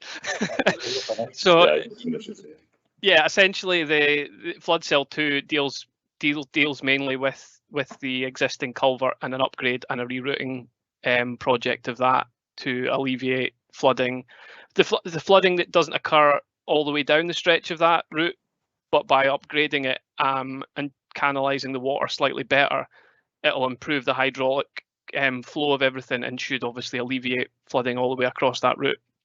And then flood cell 3 up the top end of the map there at the services is a storage embankment which will run around that area of field, which will hopefully stop the flow of water into the services and just rechannel it back into the burn. Next slide, please. So in terms of the current position of the flood scheme, outline design, like I said, is currently being finalised, and we'll hopefully have that done within the next few weeks. The public utility trench excavations, again, are nearing completion. The last phase of that is due to start on the 5th of June. It'll take a couple of days, and that'll be that complete, and that can then feed into the designs that our RPS are doing. Further ground investigation works again should hopefully be getting kicked off in the next couple of months to reinforce the initial studies that have been done, and that again will feed into more the detailed design by that stage. But it'll just kind of plug the gaps that are currently there from the preliminary phase of investigation. So in terms of next steps, the flood scheme exhibition, community drop-in sessions and public consultations will follow on the back of the outline design phase. I'm hoping that'll kick off at the end of next month, all being well. I had a discussion with RPS on Wednesday, then they've started to progress the public consultation materials. They're having internal reviews, so we should hopefully have some material to review as of next week. So things are progressing well, and hopefully we'll have something to bring to the public by the end of June. Next slide, please.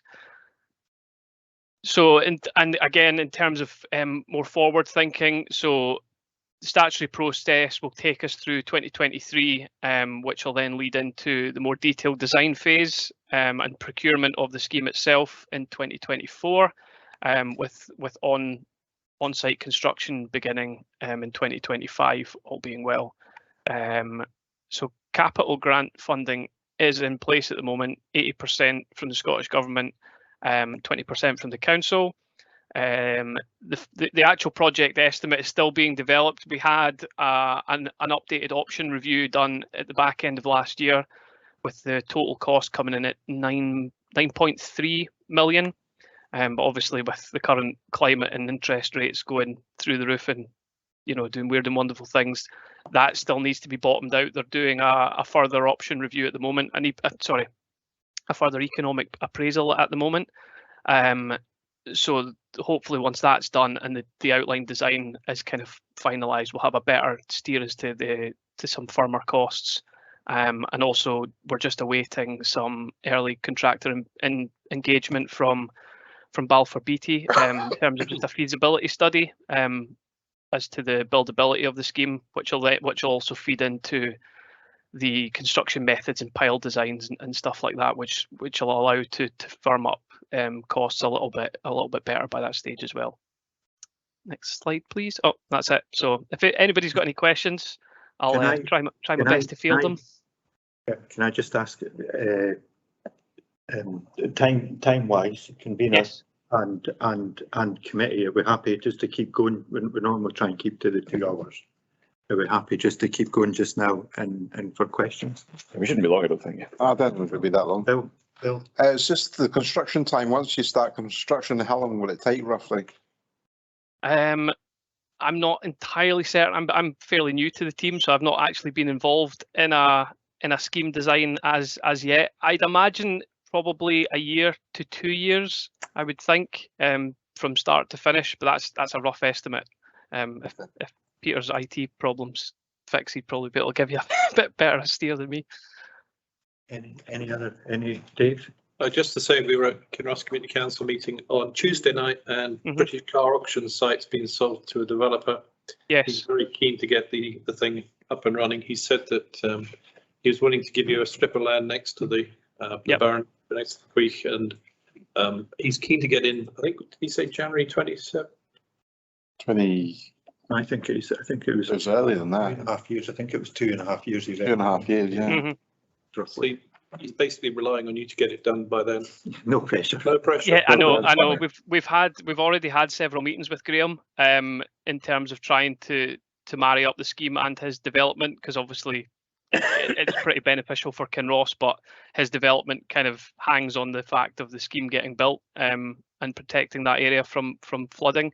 So yeah, we've had 3-4 meetings with Graham so far in terms of just trying to share ideas and knowledge and agree timescales and whatnot.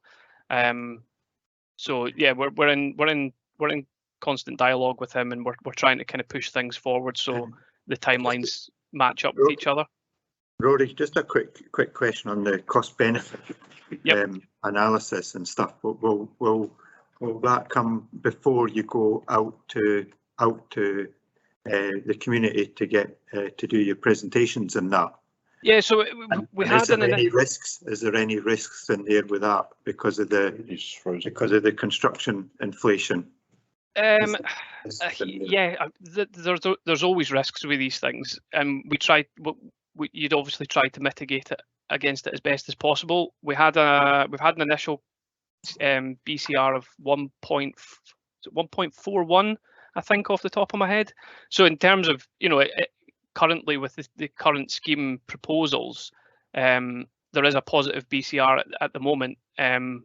The ongoing economic appraisal will firm that up as well. So by the time we get to consultation, I'd like to think we'll have a fairly good idea as to where we are in terms of the BCR. And there's various methods that we can do to kind of bring that into, if it drops any, and it starts to go below 1, there are ways that we can rejig the scheme in terms of cladding and finishes and whatnot to try and even that out slightly. I think just to clarify with people, Rory, as well, the BCR is the benefit cost ratio, and if it's below 1, it doesn't get financed. So I think that's just essentially, yeah. Well, I think it maybe wouldn't not get financed, but you'd have to have a pretty robust argument as to be able to justify it building a scheme under 1. Yeah, Dave. Yeah, Rory, could I ask? At the beginning, and I think the second slide, there was a list of all the issues that one has got to take account of, and the last one on the list was catchment, which I presume means land use within the catchment of the water bodies. Yeah. So I'm a bit puzzled that everything since then has been talking about the engineering aspects, and so I'm obviously wondering what are the issues as regards land management in the catchment, particularly. Should we change agricultural practice or forestry practice, etc.? Is that being looked at? I mean, we'd always engage with key landowners in terms of like the consultation process. I can't speak for what happened prior to me coming on board, because I only came into the team at the back end of last year. Gavin, who's part of the team, might be able to help a little bit more in terms of like the early stage consultation that would be taking place. But in terms of land management, you can't really force farmers, etc., to change their practices. You can advise, and we can try and work hand in hand with them as best as we can to try and minimise, runoffs and ploughing in certain ways to reduce, flow rates. But in terms of our ability to kind of force these people, I guess force is the right word, force these people to change their practices, we don't really have a huge amount of sway under the Flood Risk Management Act.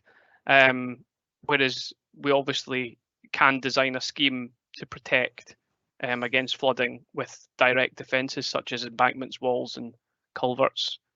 So I don't know if that answers your question or not.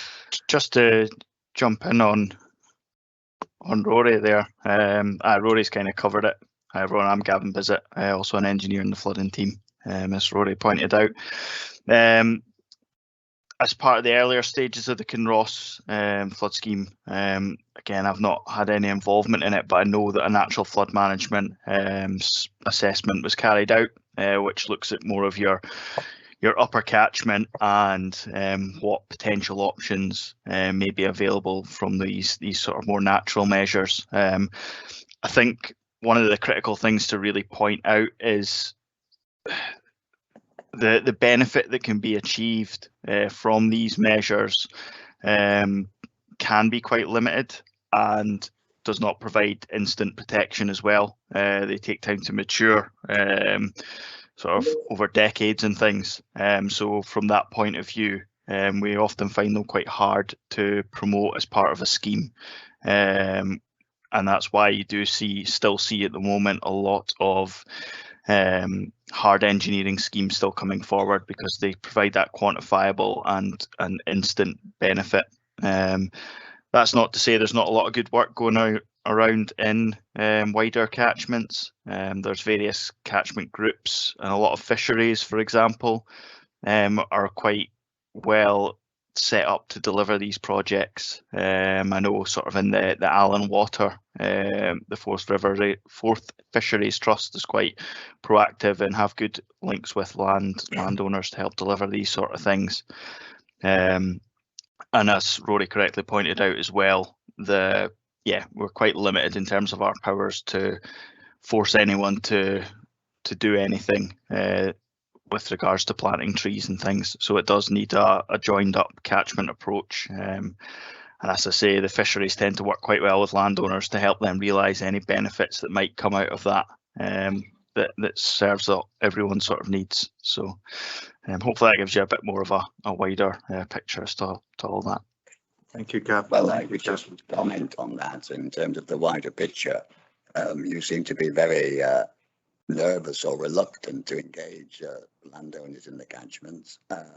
The landowners in the catchments, be it in agriculture or forestry, receive very, very large sums of public money to help them in their work there. So I think the lesson I'm getting from this is that there needs to be some fundamental change in public funding for farmers and other landowners, so that we do seriously look at slowing down the rate of water flow off these hills, because it's far better to slow up the water than to be trying to deal with the consequences lower down. There is other work going on as well. There's a new landscape project going on with Upper Catchment as well. That's just applying for a lot of Scottish funding, and that'll look at that kind of infrastructure with a different funding model.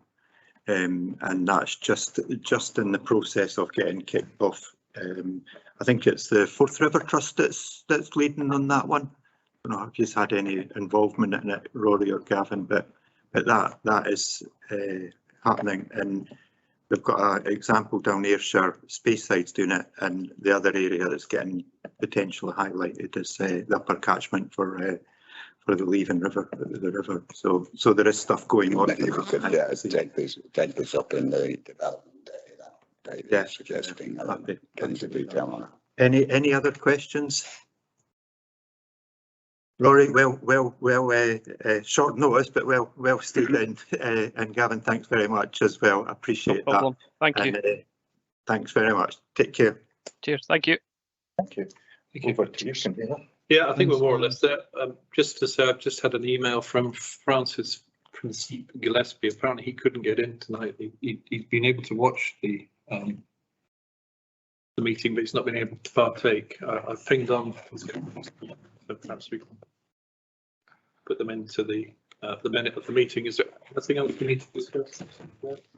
Okay, I'll declare the meeting closed. Thank you for your patience. Well done. 2 1/4 hours.